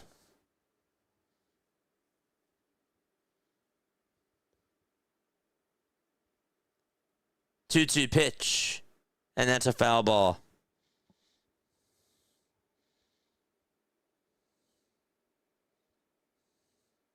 He won Comeback Player of the Year, the Triple Crown, and the Cy Young in the same year. And a Gold Glove, too. That's, like, really crazy. He won, like, every single award except for the MVP. Next pitch on the way. Strike 3. And Chris Sale able to get out of the jam again. Excellent pitch thrown there. Strike 3 called at the knees. And so we are going to go to the bottom of the 5th inning. No doubt about it, Hall of Famer Sale is. Yep, he's a first ballot for sure.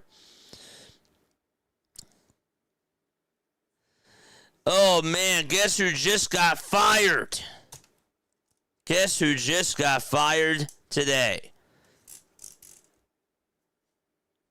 Doc Rivers. Doc Rivers got fired. He's out as Bucs coach.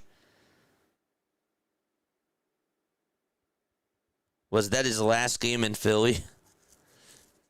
There's a video of Giannis literally having his hand or his arm around Doc's back. He had his hand around his back, and he's walking him back to the tunnel. That's crazy. Is there an AL third baseman who dominates the Gold Glove at third currently? It's a good question. McMahon? No. I don't know.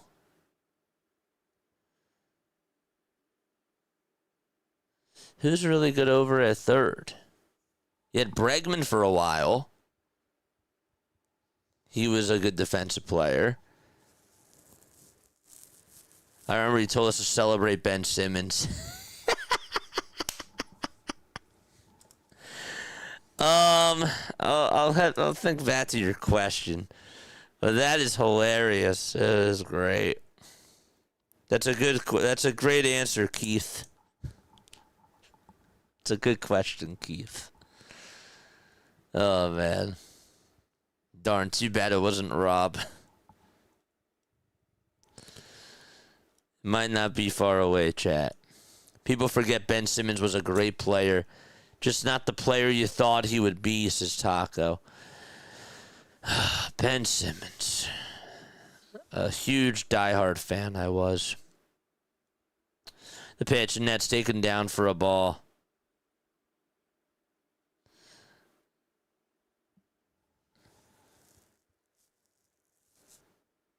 One ball, no strikes. The 1-0 pitch, and that's outside for ball 2. Who is the best defensive third baseman now in the American League? That's a really good question. The National League gets stats because you still have Arenado, you have Austin Riley, you have Manny Machado still. Don't forget you have Alec Bohm.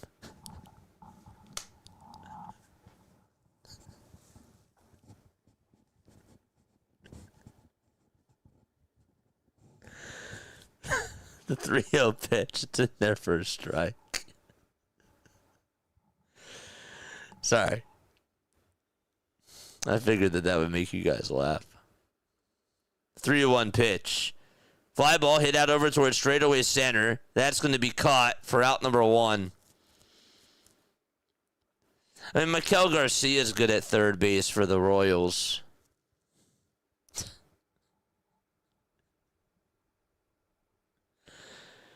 Drake Baldwin flies out over to center, and there's one away.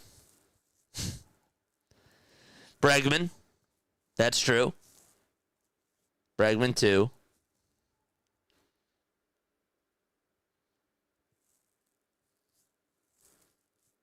What's up, hardcore? The pitch, and that's grounded, and that's going to get by the first baseman and go out to right field. And so that's going to be a single. Rhys Hoskins really struggled on that play. It took a bounce and it went underneath his glove. Matt Chapman.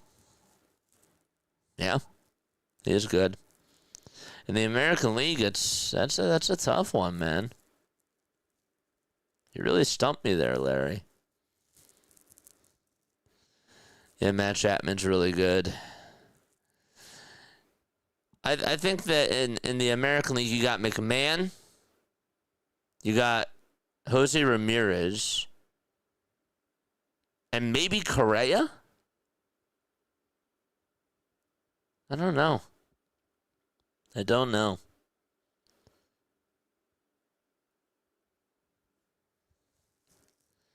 The ball is 1 strike. And here's the pitch. And that's a foul ball over towards the left side.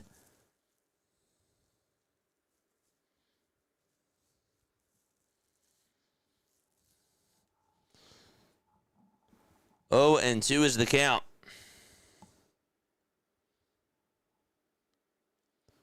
Five seconds left on the pitch clock. The 0-2 pitch.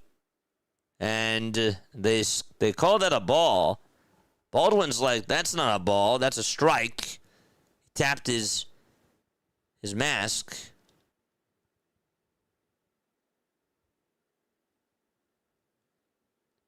And the pitch is outside for a ball. Sorry, did I say Baldwin? I meant to say David Fry. Sorry. Austin Riley's in the box. So it's 1 ball and 2 strikes. Braves are out of challenges. Cleveland is 1. Greg is here. What's up, Greg? How you doing, my guy? 2 balls, 2 strikes. David Fry is 0 for 2 with his ABS challenges. 2 balls, 2 strikes. With 1 out in the bottom of the 5th. To Austin Riley. The 2-2 pitch. And that misses a little bit high and outside for ball 3.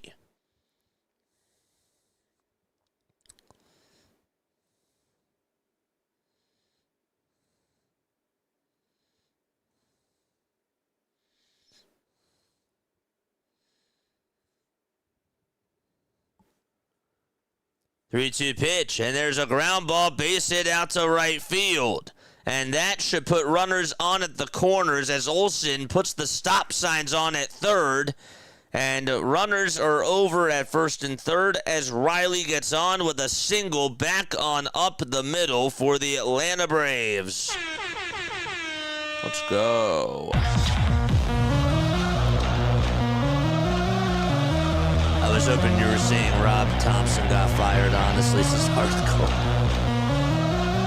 Yeah. I'm sure. Junior Caminero, I'd say, is pretty good defensively at third, too.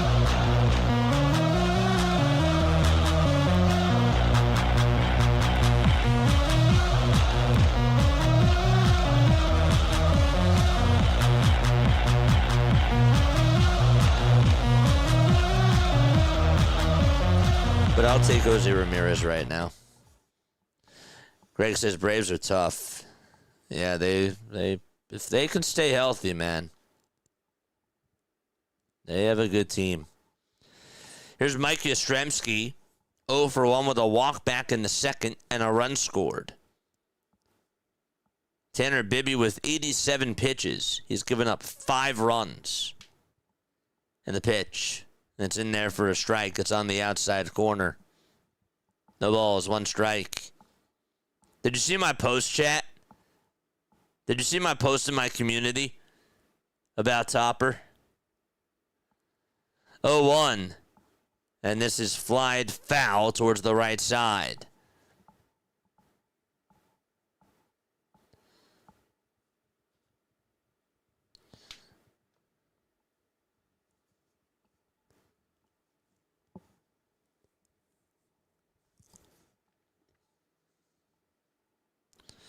No balls and 2 strikes with 1 out and the pitch.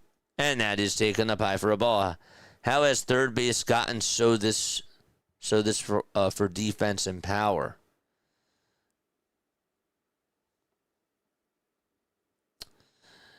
One-two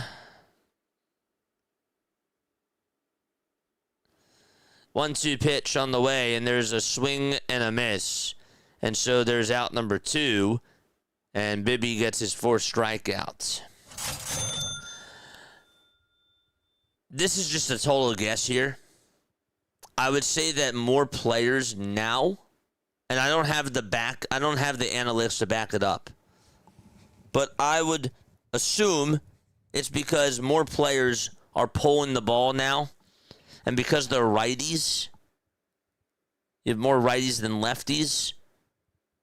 There's more balls that come on over their way, and they pull it, and they hit it really hard. But that's just totally me just making an assumption.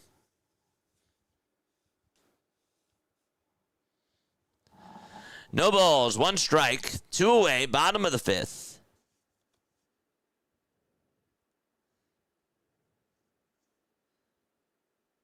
And the pitch. And that's up high for a ball. But that's just me, again, just speculating. I don't really have data to back that up, though.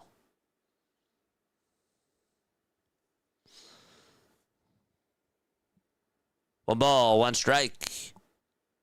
And the 1-1 pitch. And that's grounded back up the middle for another base hit. Olsen will jog on home. The Braves have put up 6 runs tonight in 4 2/3 of an inning so far.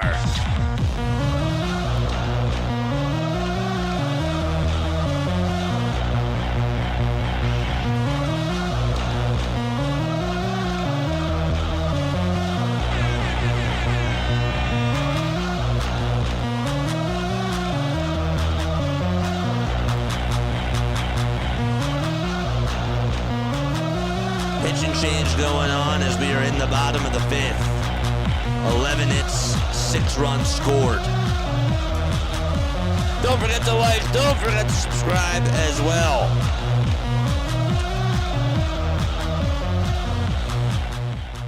Tommy Pham is going to the Mets. Really? I would have liked Tommy Pham. I would have really liked Tommy Pham. I know he's like 38 years old now, but I don't think he would have been a bad move for the Phillies. Tommy Pham, who recently signed a minor league deal with the Mets, debuted yesterday with Single-A St. Lucie. He's scheduled to advance to Triple-A Syracuse in the coming days. The Mets are calling up Tommy Pham ahead of their series in L.A. Dang. I didn't even know that he was available. Sorry, Chipper, I missed you. Mike Young, Miguel Tejada. What about these guys? Sorry.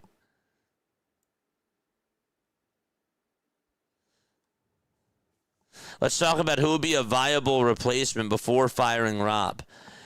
I mean, I don't think promoting Mattingly to the spot would be a bad move. Do you?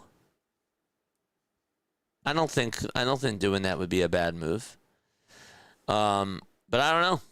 But then who are you going to have on your bench? I guess you have to put Calitri back as your bench coach and then just change the title. But I don't know.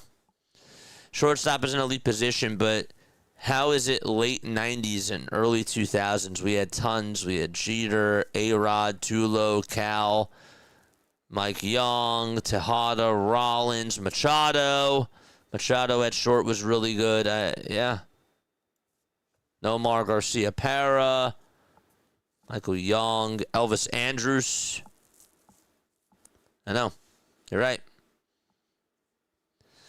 Kobe Howard is pitching. There's a former Philly. 2 outs, bottom of the 5th, and the pitch is inside for a ball.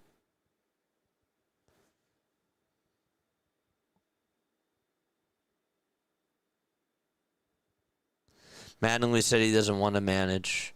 Huh. I missed that. 1-0 pitch, and that is a foul ball. He said that after being hired by the Phillies. You really think that he doesn't want to manage, though? Or, like, given the opportunity, you don't think that he would say, yeah, I'll totally do that? 1-2 pitch, line drive, base hit down the left field line. And that's going to bring home a couple more runs. It's an 8-0 ball game here in the bottom of the 5th. All 8 runs have gone against Tanner Bibee in this game.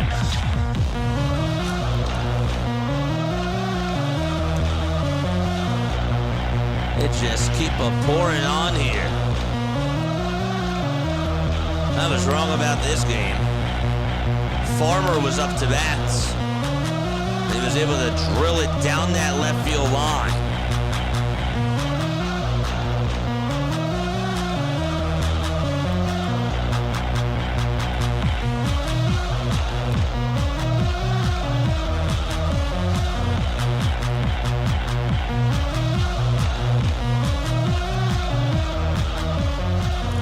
Pitch, and that's a foul ball. No balls, 1 strike to Mauricio Dubon, who's 1 for 2 with an RBI double in the second. Huh. I didn't know that. He was interviewed, and when asked, he said in no uncertain terms that he did not want to manage. Got you. Chipper, Beltre, Arenado. Boggs. Boggs is a good one. George Brett. 1-1 pitch and another line drive hit out to right center, and that's going to get down for a base hit. And Farmer's going to come on home as well. It's now 9-0. The throw to second is in time. It's an RBI single, but we are going to go to the top of the 6th inning. It's 9-0 Atlanta. Hey, JJ, so the Braves really this good with the likes of Kyle Farmer? Well, Kyle Farmer just came on in the pinch hit for Dom Smith. They've gotten a lot of production from the bottom of the lineup, man. They have a good team. They do. They have a good team.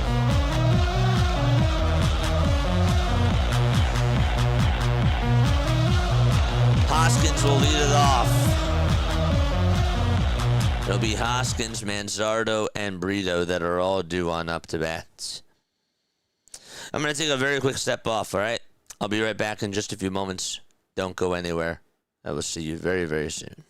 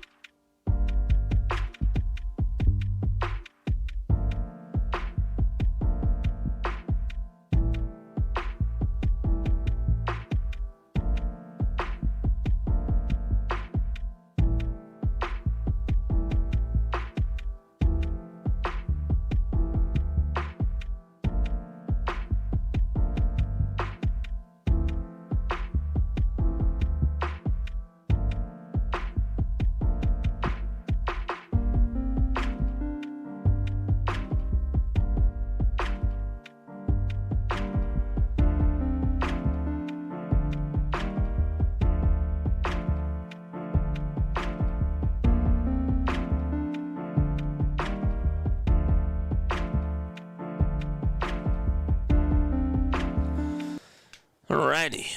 Folks, if you are new to my channel, don't forget to like, don't forget to subscribe. My name is Jason Joseph. This is Play by Play with JJ. It's a 9-0 game. As the first pitch to Rhys Hoskins is taken a little bit high for a ball. Chris Sale has 86 pitches.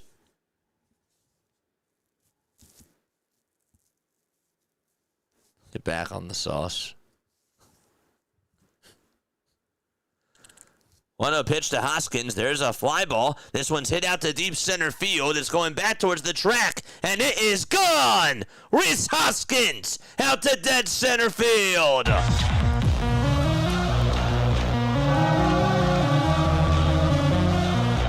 He took Chris Sale deep.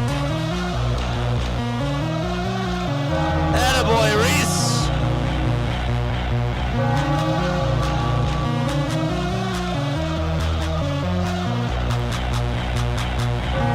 Rhys Hoskins. Let's go. I'll take it.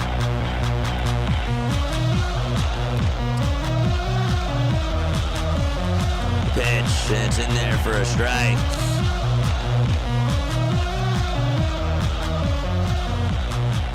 Should have never gotten rid of Rhys. Rhys Hoskins was one of the most polarizing players here on the Phillies. People really didn't like Rhys, and then towards the end of his career here, they started to love Rhys. It's so funny to me how that all works. The pitch, and that's going to be popped up, and it's going to be caught for out number 1.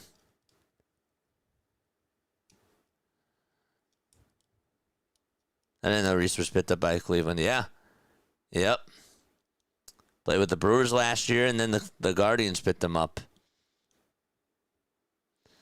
Pitch, and that's a foul ball. Then you got Ranger on Boston. You got Casty on the Padres. Kepler still hasn't been picked. I mean, who's going to pick up Kepler now? Who else? You got Strama's on the Royals. 0-1. Check swing. Did he go? He did not.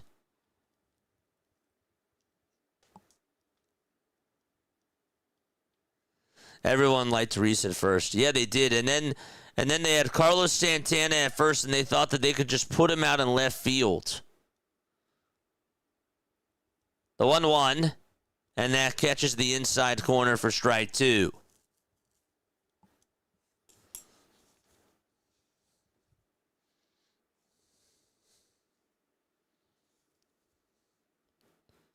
One-two pitch, swing and a miss, and there's out number 2 in the 6th inning. Kep had that pep in the step with those PEDs. Says Hoagie. Everybody was really impressed when he homered off of Miller. I mean that was pretty. At the time, I was like, wow. Pitch. It's inside for a ball to Daniel Schneemann. What's up, Benj? How you doing? 1 ball, no strikes. Top of the 6th. 2 outs. The 1-0 pitch. And it's in there for a strike. I'm telling you, though, like...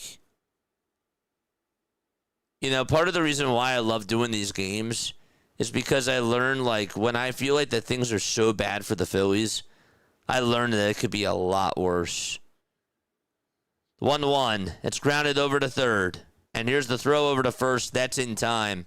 Like, the Mets have, like, lost, like, 5 games in a row. And they are, like, crushing Francisco Lindor. They are crushing him. And then tomorrow we're going to hear about it on WFAN, just about, like, all of the bad things that happened in New York this weekend with the Yankees and with the Mets and how down bad they are. Because they are really going through some bad stuff. And then, the Astros, look at them. They fumbled the bag yesterday. They were up 7-2. And they lost that game. It's crazy. And they lost, what, 2 out of 3? Didn't they get swept by the Rockies? No, they lost 2 out of 3. We could be A's fans, dude. Actually, the A's are not doing so bad this year. But, yeah. Monkey Business is back. What's up, Monkey Business? How you doing?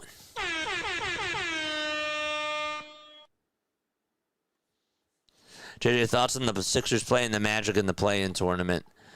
Thoughts about the play-in tournament game against the Magic. It's anybody's game. If the Sixers are going to win, they're going to have to get a good performance from Tyrese. They're also going to have to get production from an X-factor player like Quentin Grimes. The Magic, I don't really trust in. I actually, as crazy as this sounds, chat, I trust Nick Nurse than I do Jamal Mosley. As weird as that sounds. Historically, we were A's fans.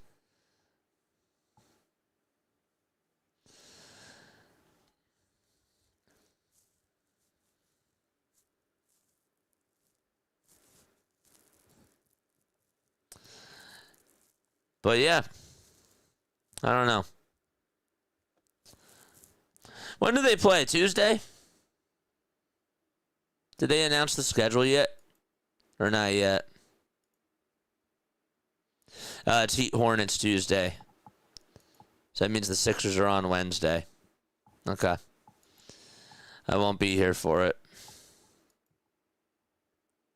I won't be here for the play-in tournament games. The pitch. There's a line drive base hit out to center field for Ronald Acuna Jr., and he leads off the bottom of the 6th inning with a single. So yeah, Tuesday, it's Heat versus Hornets at 7:30.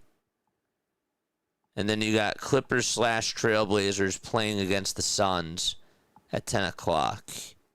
Wednesday is Magic Sixers at 7:30. And Warriors, Clippers/Trailblazers at 10 o'clock.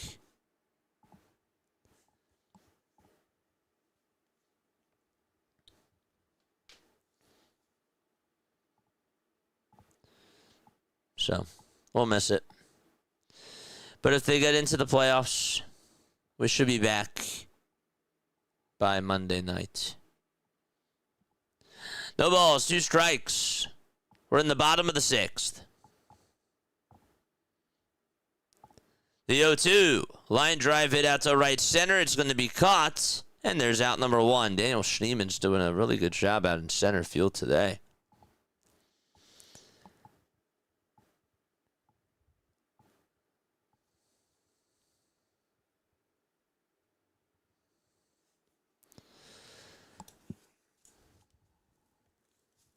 It's good to see you guys on here. We got a nice little crowd. It's good.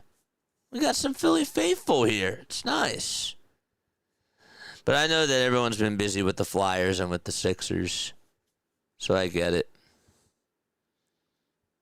No balls, 1 strike. And that's to Drake Baldwin. But it's good to see y'all. I love my baseball fans, but I obviously love my Philly fans. You gotta. 0-1 pitch, and that's a foul ball.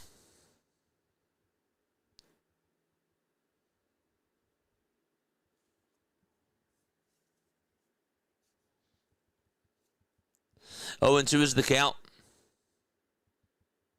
Howard kicks, deals, and there's another foul ball.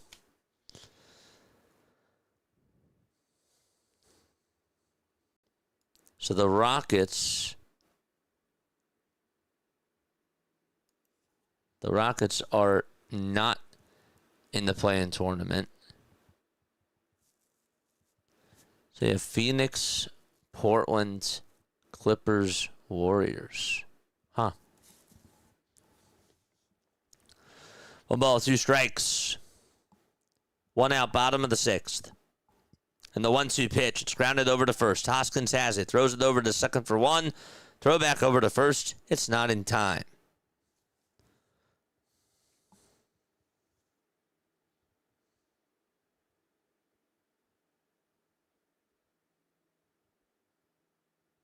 Is the play in the playoffs / playoffs? Wait, I'm so confused. Now, the play-in's not... The play-in is not... The play-in is the... Gosh.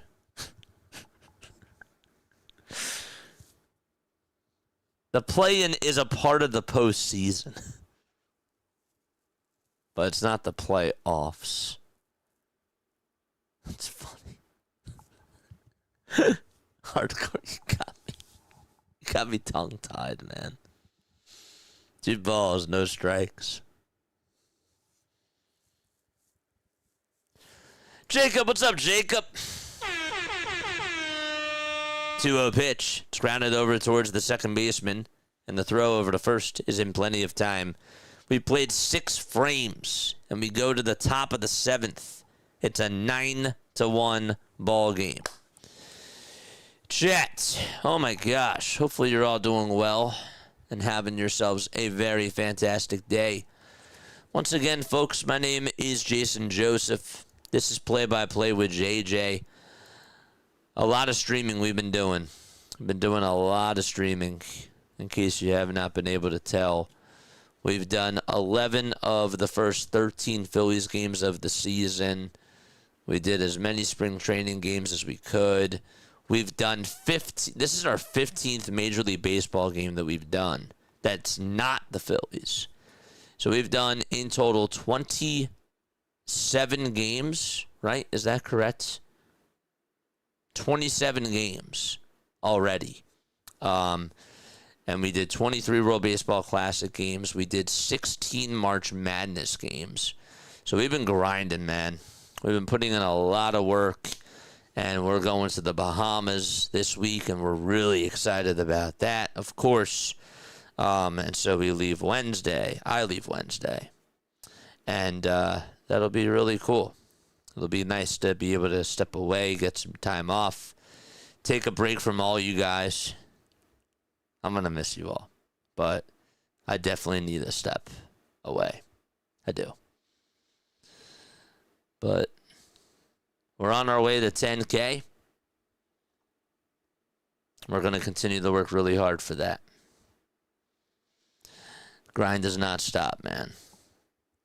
And I just want to say this, like, because this is coming from my heart. I enjoy all the streams that we do on here. It doesn't even matter, like, how big the audience is. What I really love about this is the connections. That's something that I always love. And the reason why I have not been doing as many Sixers games is because I've realized that over this last month, from just doing the WBC games, I've really grown closer to a lot of you. And I feel like that I've been able to make more and more connections with people who I consider to be family on here. And I'm really proud of that. And I'm really hoping that we can continue to build more of that type of a relationship. So I just wanted to be able to say that because it took me a little bit of time to just sort of think about, like, why am I having so much fun? And that to me is why. 1-0 pitch. It's grounded over to short. And the throw over to first is in plenty of time. And there's out number 1 here in the top of the 7th. I know that some people are obviously not happy that I haven't done as many Sixers games, and I get that. And that makes a lot of sense. But, you know, once, if they make it to the playoffs and we come back and they're in it, of course we're going to be doing their games. But I'm just genuinely having fun doing baseball. I really am. No balls, 1 strike. Lawrence Dodd is pitching.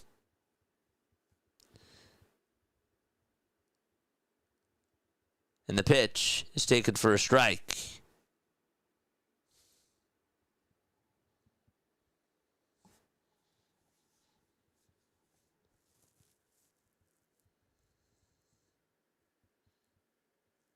O2 pitch. This is grounded over towards the right side. Always spins, turns, fires it over to first. And there's out number 2. Philly fan here. What's up, John? How you doing, man? Cleveland native. Thanks for doing the Guardians games. JJ Jordan Romano has a 0 ERA and 7 saves for the Angels. Oh, man. It was hard to watch here in Philly. No one more deserving of 10K, brother. Dude, thank you so much, man. I really appreciate you. I'm so happy to see you on here, John. And thanks for commenting, man. It's always nice to be able to hear from you, you know? I love that. I remember when Bartolo Colon was at 95 in the 3rd and 97 in the 7th. I do. What a pitch. And that is a foul ball to Bo Naylor, who's pinch hitting right now. It's a 9-1 game in the top of the 7th. Dodd is on the mound. The pitch. It's outside for a ball. And so the count is 2-1. I appreciate y'all. Thanks. None of this is possible, though, without you guys. And I mean that. 2 balls, 2 strikes, as we are in the top of the 7th with 2 away. Hardcore said it before, it's a virtual bar. And he's right. The pitch. Another foul ball.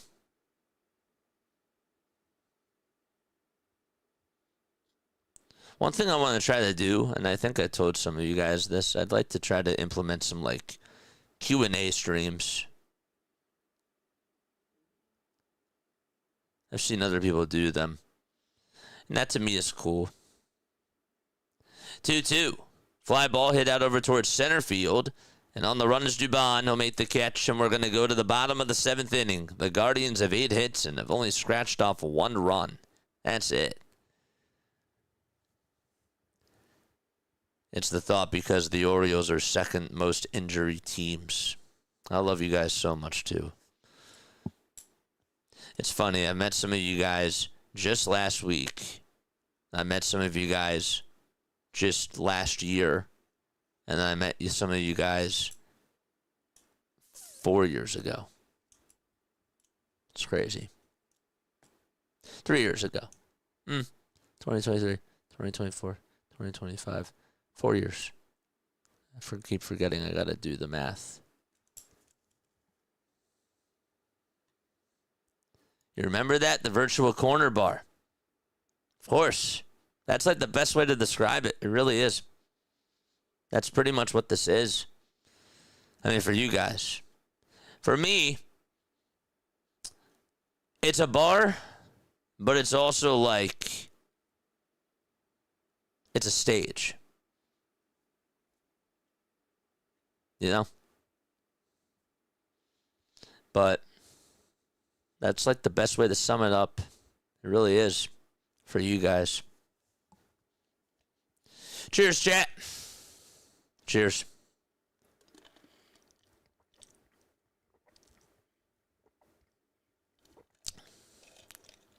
Never been to the Bahamas. Is it worth it? I'll let you know.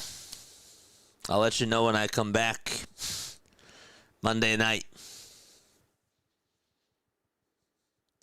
JJ will go tubing in the Bahamas. I'd like to go snorkeling. Does Romano really have 7 saves? Yeah, isn't that crazy? Shantae, what's up, Shantae? All right, for those of you, of course, we have people that are tuning on into the game as well. I want to make sure that I focus on that too, because the conversations are great, and I want to keep the conversations going. But if you are tuning on into this game, well, this is what's gone on so far. It's a 9-1 game. Dubon had himself an RBI double in the bottom of the second. Mateo had an RBI single in the same inning, and then Ronald Acuna Jr. had an RBI double too. That made it 3-0. In the bottom of the fourth, Smith homered out over to right. That's Dom Smith. It made it a 5-0 game. It was a 2-run shot. Ozzie Albies, Kyle Farmer, and Mauricio Dubon each had RBI base hits. Farmer's base hit was a 2-run double. Albies had himself an RBI single, and Dubon had an RBI single. And Rhys Hoskins hit a solo home run for the Guardians to make it 9-1. Chris Sale today, 6 innings, 8 hits allowed, 1 earned run, and it was just the solo shot by Rhys, and also 6 strikeouts as well. And Tanner Bibee today, well, his ERA is definitely going to skyrocket after this. 4 2/3, 11 hits, 8 earned runs, 1 walk, 4 strikeouts. You know, something else I wanted to mention, chat, and this is for the Philly fans out there. So, I don't know if, from what you guys have listened to or watched, but Tanner Bibee pitching all the way that he did, it really felt like that this was like one of those games where Rob tries to squeeze the lemon out of his pitcher just because there's not a lot of players available in the bullpen. The Guardians did the same thing to Tanner Bibee today. It really felt like it. 4 2/3, 8 earned runs, 1 walk, 4 strikeouts, 1 homer allowed as well. There's Blooper. Blooper's an underrated mascot.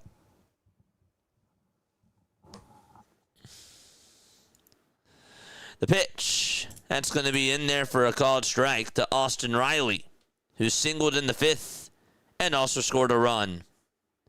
They don't want to waste bullpen arms. It makes sense. Yeah. It's like one of those games that you're just like, pitching-wise, I don't want to say that you wave the white flag, but that's like the best way that I can put it. That pretty much is what it is. I actually take that back. 0-2. There's a grounder hit over to short, and the throw over to first is in plenty of time for the first out of the 7th.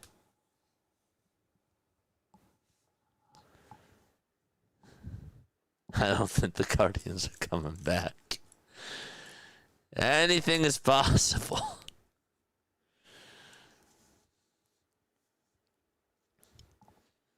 Oh, dang, we're missing Phillies Braves Sunday Night Baseball. Damn. It's okay. We got a lot of these to do, so I really can't feel bad. I really am going to miss you guys, but I need this. Like, I need to spend time with the family. I need a getaway. And then the nice part about this is the 0-1 is fouled off. I will come back refreshed. You guys will be like, JJ, we missed you. Some of you will be like, JJ, it was better when you weren't here because you just didn't talk. The 0-2 pitch. And there's a line drive base hit out to right field with a 1-out single provided by Mike Yastrzemski. He's done pretty good today so far. Colby Howard still on the mound, 1 out. But the point is that I think that you guys can benefit as well. You know. I guess I get so used to our mascot being superior, I don't know the others.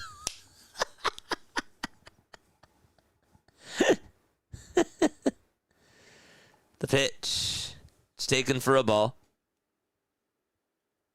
Maybe the Phils will have their stuff by then. JJ's going to be muted for several days. Hey, no more remote setups where you're going to be like, JJ, we can't hear you. The pitch. It's grounded over to third. The throw, the second, there's 1. The throw, the first. He's safe.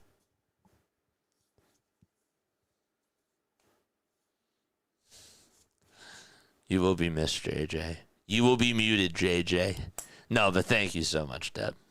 I appreciate that.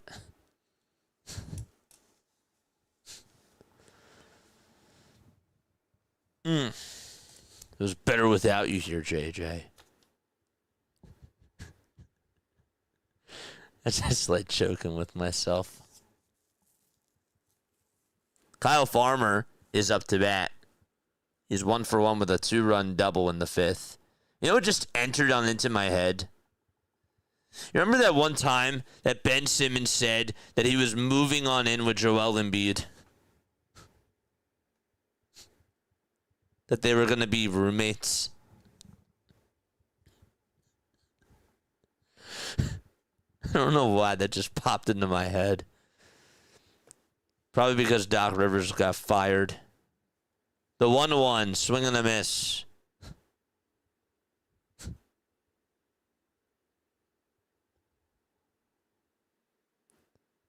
The 1-2 delivery. It's grounded over to shortstop. The throw on over to first base is just in time. And there's out number 3. We're going to go to the 8th inning. It's an 8-run lead for the Atlanta Braves. And so, 9-1 is the score. Gosh.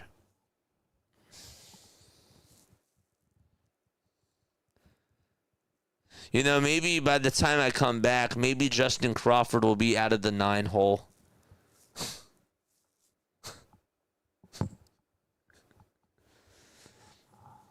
Maybe by the time I also come back, Trey Turner will actually start hitting. Never know.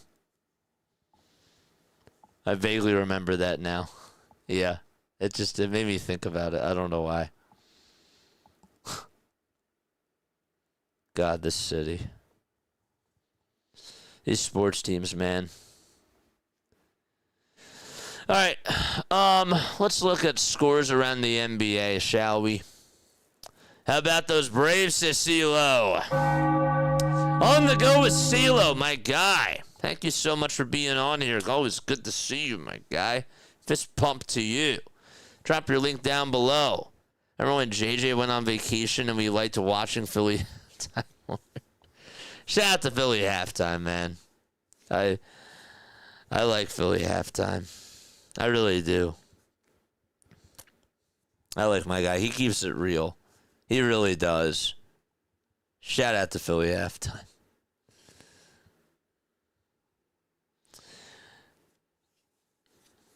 Shout out to Mitch. Shout out to Hardcore Sports Network. Shout out to Hardcore as well. Shout out to RB. Shout out to DJ. Sean Bernard. Miles. Shout out to all of them. 80-56 is the score between the Mavs and the Bulls. That game is at the half. The Rockets lead it by 21 at the half against the Grizzlies. The Timberwolves are up by 14 with 128 in the third. Nope, it's the second, sorry. Big difference. My eyes. The Suns are up 70-52. That game is at the half. The Lakers lead at 60-45 against the Jazz with 23 seconds to go in the first half of that game. And the Clippers lead at 52-48 against the Golden State Warriors. All right, here we go. 1 ball, no strikes. Dodd is still pitching. And the 1-0 pitch to Ramirez, and that's taken outside for ball 2. Big E. Who's Big E? Biggie? Biggie, Biggie, Biggie. Can't you see? The pitch. Line drive. Leaping catch made out in left field by Yaz. And there's one away in the top of the 8th inning. Wow. Did a really good job concentrating and making the catch there. Mike Yastrzemski able to rob Jose Ramirez on a base hit. Also, you got Nuggets and Spurs. Nuggets and Spurs. Whoever put that as the last game, that's crazy. 70-56 Denver. Look at these scores at halftime. Like, the Trailblazers have 77 points. And the Kings have 57. Like, these games are just so hot. Like, people were putting up 70 points in the first half. 2 balls, no strikes. Top of the 8th. JJ was some Cool J earlier, and now we got Biggie Smalls. Yes. The 2-0 pitch. It's in there for a called strike. Shout out to Biggie.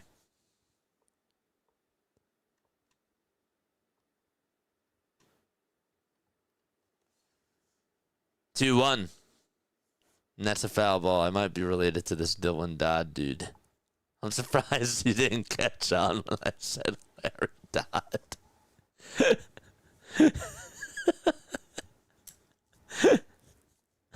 That was diabolical of me. The 2-2 pitch. Strike 3 called. And there is out number 2 here in the top of the 8th inning.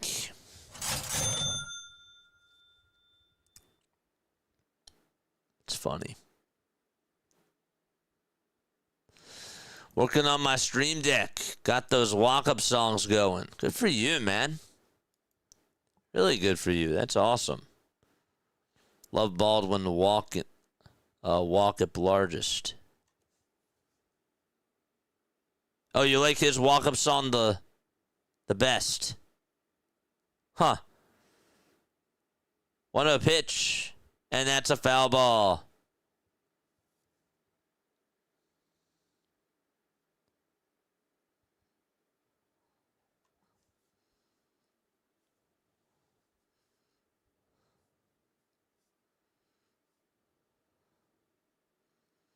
One, grounded over to third. The throw over to first. It's in plenty of time. And we're going to go to the bottom of the 8th inning. It's an 8-run lead for the Atlanta Braves. 9-1 is the score. I like the Phillies, but damn. It's brutal out here, man. It could be worse, though. But it's definitely not a good spot right now.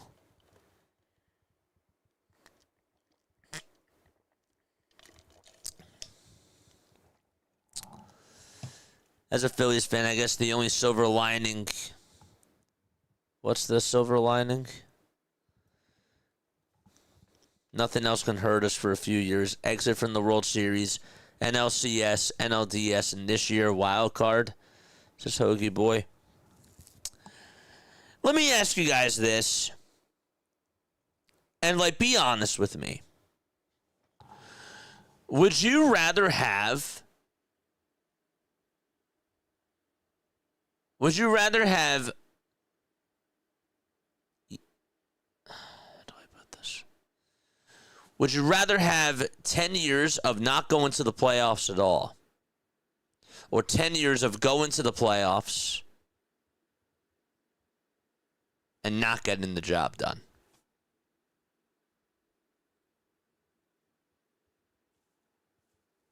With the same exact core.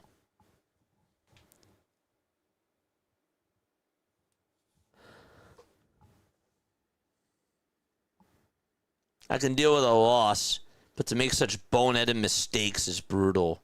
That was, yeah. That's exactly what that was. They were all boneheaded mistakes. That was a mental lapse. You really had so many mental breakdowns in that game. And look, I apologize when I said that Brandon Marsh didn't understand that there were 2 outs. Because obviously, when I'm going back to the replay and I see it for myself, he was running over to second base. How can you see that when you're just watching it on the TV? But even when he's running over to second and trying to get a stolen base there, he has to be able to look back up, and the first base coach, Paco Figueroa, has to communicate with him. And for some reason, Marsh just got doubled up there. And Adolis Garcia shouldn't have swung at that pitch. Like, 2 wrongs don't make a right. But still, like, that was brutal. And then Harper going from first to second. I don't know if you guys saw my comment that I posted on my community tab. I'm going to try to post some more stuff on my community tab when it comes to Phillies stuff. JJ, I tell my beanie to make me feel better because I have a watch my kids. You have to watch your sister's kids. Damn. Are they a lot? 10 years of not going, my heart couldn't handle the other. That's fair. That's valid.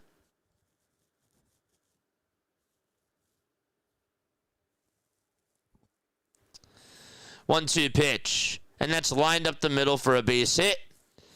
And so there's a leadoff single here in the bottom of the 8th. I saw it, JJ. It was ridiculous. Yeah, regardless of whether or not he was trying to steal the bag, and he was, looking back at it to see it in the full picture. But, like, you can't tell. Like, when you're just watching the game and, like, when you're calling it in real time, you can't tell. But regardless, there should have been more communication there. Even if he ended up getting doubled up, I mean, that was egregious. It was terrible.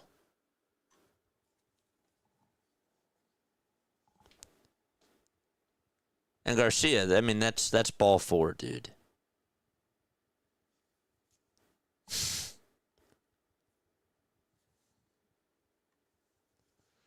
The ball is 2 strikes, and here's the 0-2, and that's a foul ball. They fire Rob and hire Rab, a cool, hip, and trendy version with this hat sideways. It says, yo, the Fightins are resilient. But opposing players figured out how to get into his head.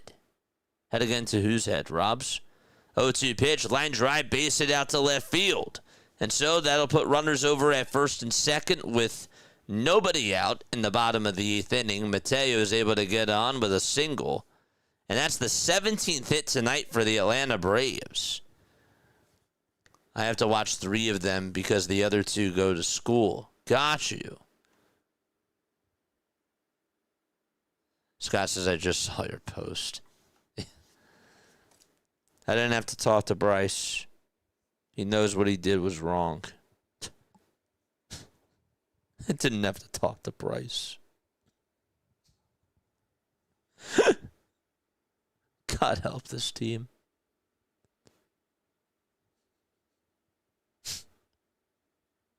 Oh, 1 pitch.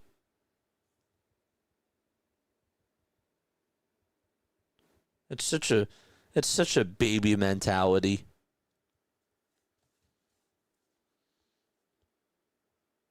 No balls, 2 strikes. 0-2. And it's high for a ball.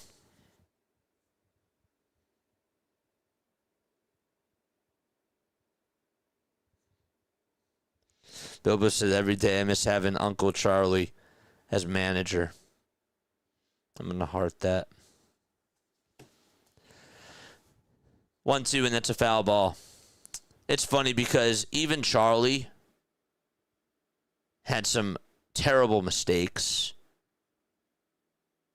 But if Bryce Harper did that under Charlie Manuel, he's getting benched. Same thing with Adolis Garcia and Brandon Marsh today. Like, there's conversations that are had if Charlie's in charge.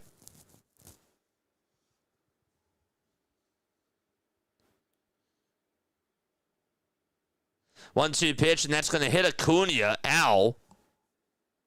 Got him right on the chest, and that's going to load the bases for the Braves.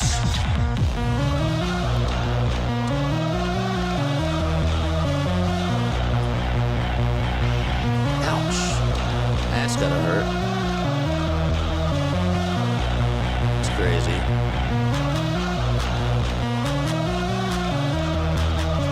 Bases are loaded. Kobe Howard is still pitching. 47 pitches. So, here's Drake Baldwin who comes on up. And the pitch is going to be fouled away. Charlie benched Rollins for being late.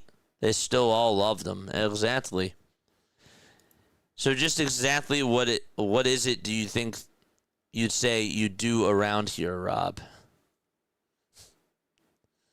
You know what? I'm going to actually... Here's what I'm going to do. I got something. I'm gonna do this really quick.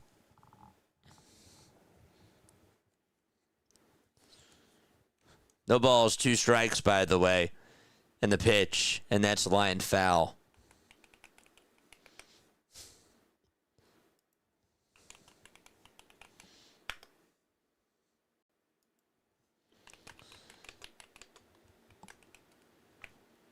I'm gonna do this.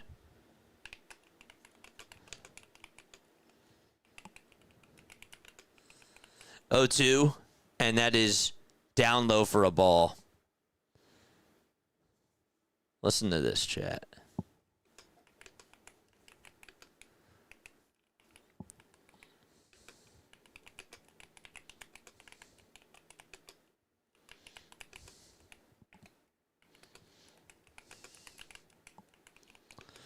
One, two. It's grounded over to third. The throw to second, there's one. The throw to first, it's not in time, and the Braves get themselves another run here. It's now a 10-1 ball game. All right.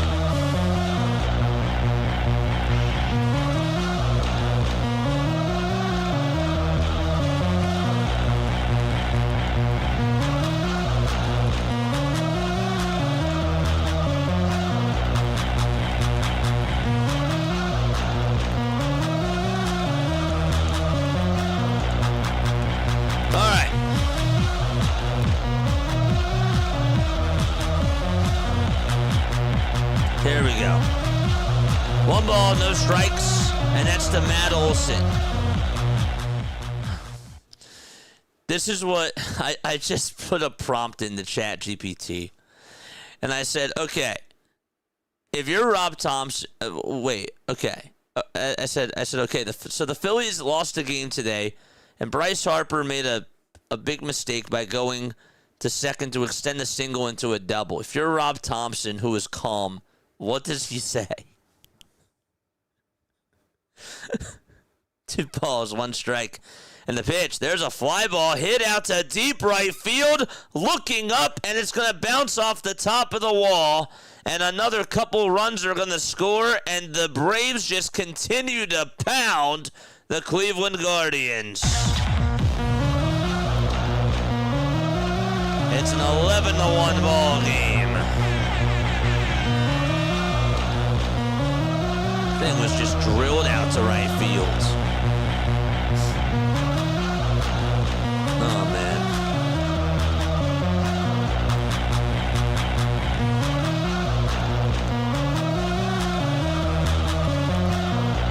All right. 18 hits tonight for the Braves. All right.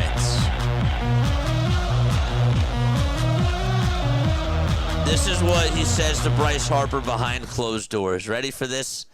This is what ChatGPT says. Hey, Bryce, I get what you were trying to do, but that's not the time for it. We don't need you to be a hero there. Trust the next guy. Play the situation. You're too important to give outs like that.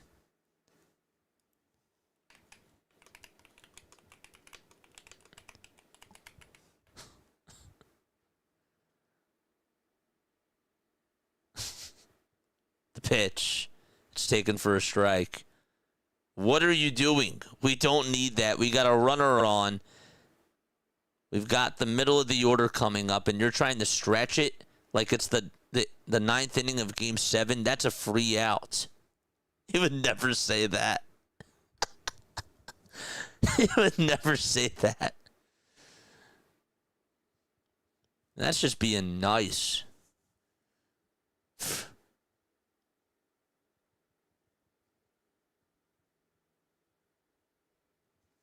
2 balls, 2 strikes. Bottom of the 8th, 1 out.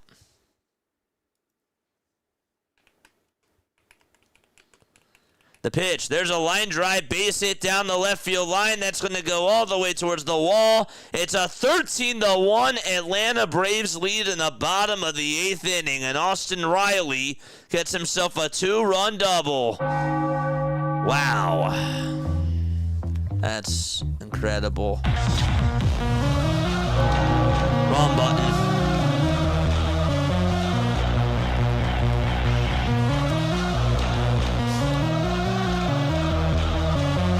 Apparently we need an AI manager.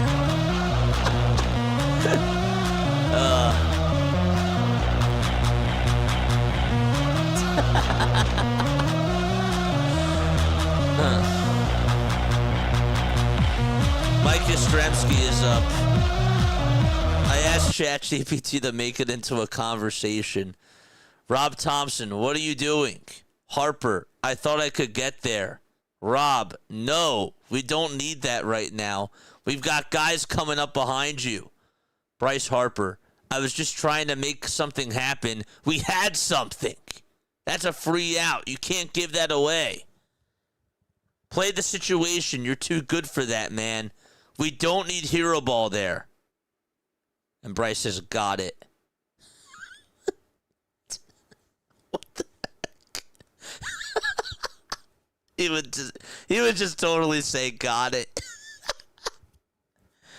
1-2 pitch. Swing and a miss. There's out number 2 in the bottom of the 8th inning. Imagine just like role playing and just figuring out like all these scenarios. That would be so funny. That's hilarious. 2 outs. Bottom of the 8th. Got it, he says. I agree with the last AI at the 100%. We need more of that, please. 1 ball, no strikes. The pitch. And that's down for ball 2. Bryce said he wants to come play left field. This is like the Phils. Score 13 runs in 1 game. 2 or 3 total in the next 2 games. In the other 2 games, yeah.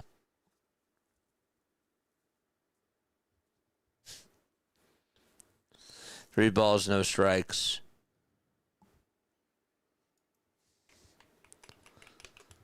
What does he say to Brandon Marsh? We're going to have a pitching change here. 2 outs, bottom of the 8th. What does he say to Brandon Marsh for getting doubled up at first? And think trying to steal a bag, but then as a pop-up is hit, doesn't pay attention and go back to first.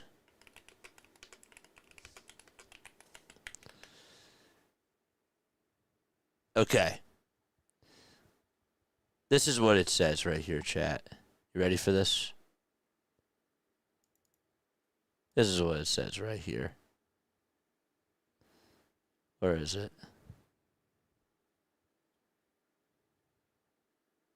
Is this it?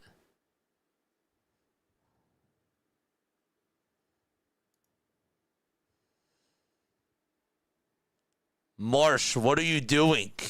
I thought it was dropping. I can't.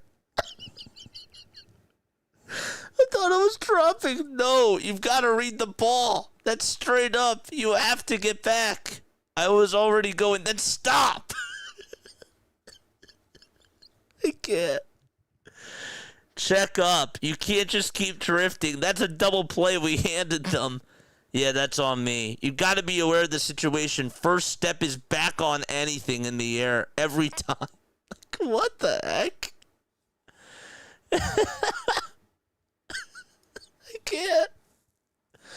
I can't, man. I thought it was dropping.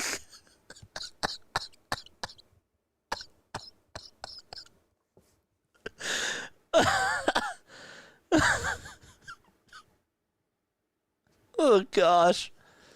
That's terrible. Oh, man. I needed that. Ugh. Paul's 1 strike. Bottom of the 8th. Braves are up 13-1. 2 away. 2 runners on. And the pitch. That's a foul ball.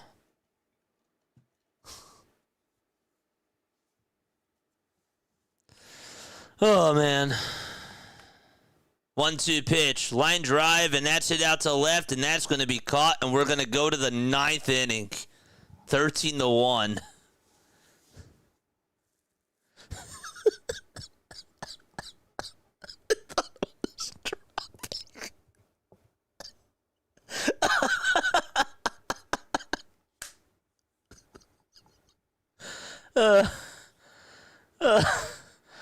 I can't.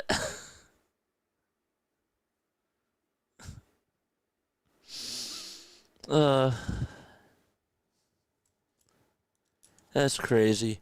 Gabriel says, is Ozzy playing? Ozzy. Is Ozzy playing today? Yes, he is. Oh, man. I need to breathe. Ozzy in this game so far, if you have him in fantasy or if you're betting on him, Ozzy in this game is 3 for 4. He has 3 hits today. So he's 3 for 4. He scored 2 runs, also had himself an RBI. He had a single 3 times and also got on with a fielder's choice. I feel like AI Marsh isn't far off from IRL Marsh. I can't. Oh, it's crazy. Ugh. ChatGPT is so funny at times. Williams is going to go on over to second base. Ugh.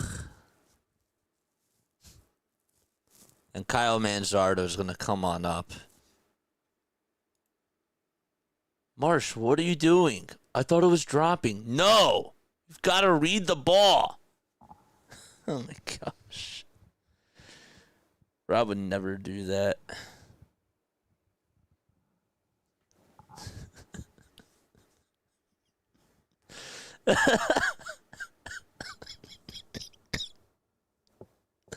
It's not even funny. Like, I don't even know why I'm laughing like this. It's like, it's so sad. This guy, like,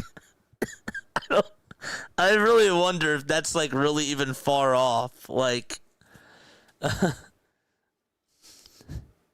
gosh. Top of the 9th. 13-1. Braves are up by 12. Manzardo's in the box in the pitch, and that's going to be in there for a strike. CeeLo, thanks so much for coming out with to chill with us, man. We're just kicking our feet up with the end of this. Dodd is still pitching. The pitch. It's grounded over towards the right side. First baseman Olsen has it, and the toss back over to first is in time. There's out number 1 in the 9th inning.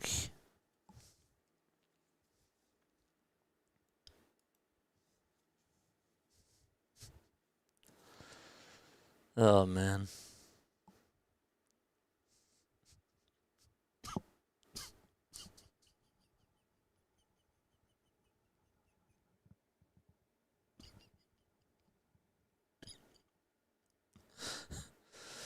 The ball's 1 strike. Top of the 9th. 1 away. Dodd kicks, deals. And the pitch is fouled off over towards the left side. It's an 0-2 count in the top of the 9th with 1 out.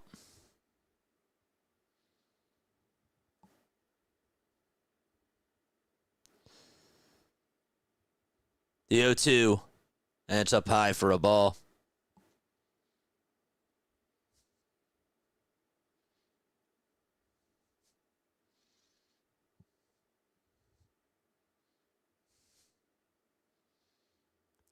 One-two pitch on the way, swing and a miss, and there's out number 2.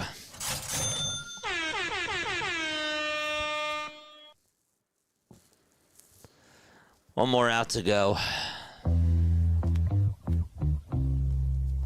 I just realized Braves are back-to-back Sunday night games.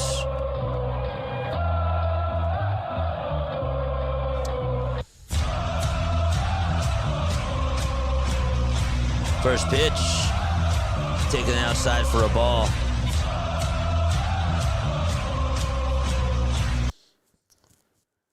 One ball, no strikes.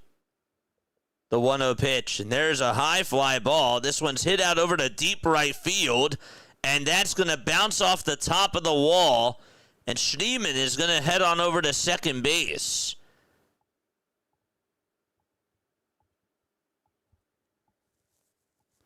Looks like a Phillies game.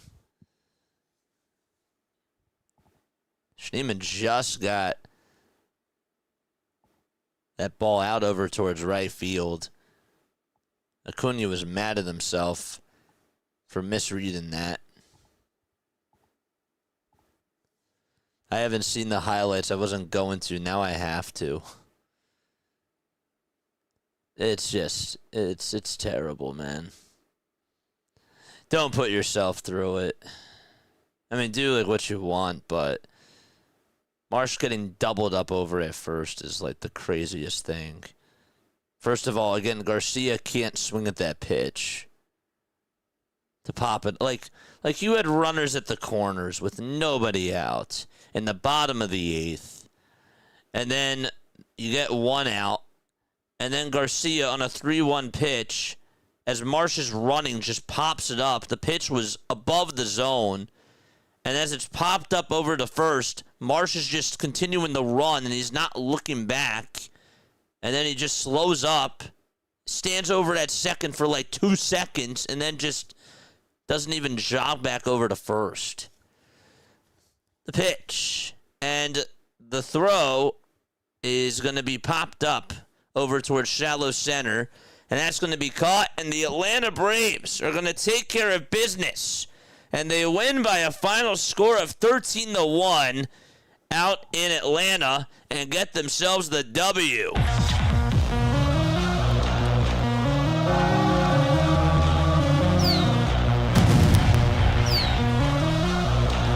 So the Braves get the W, and they needed that.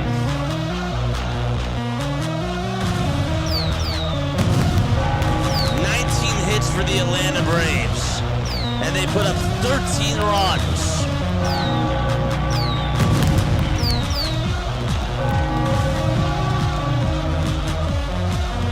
We got a $5 super chat from Uncommon Truceman.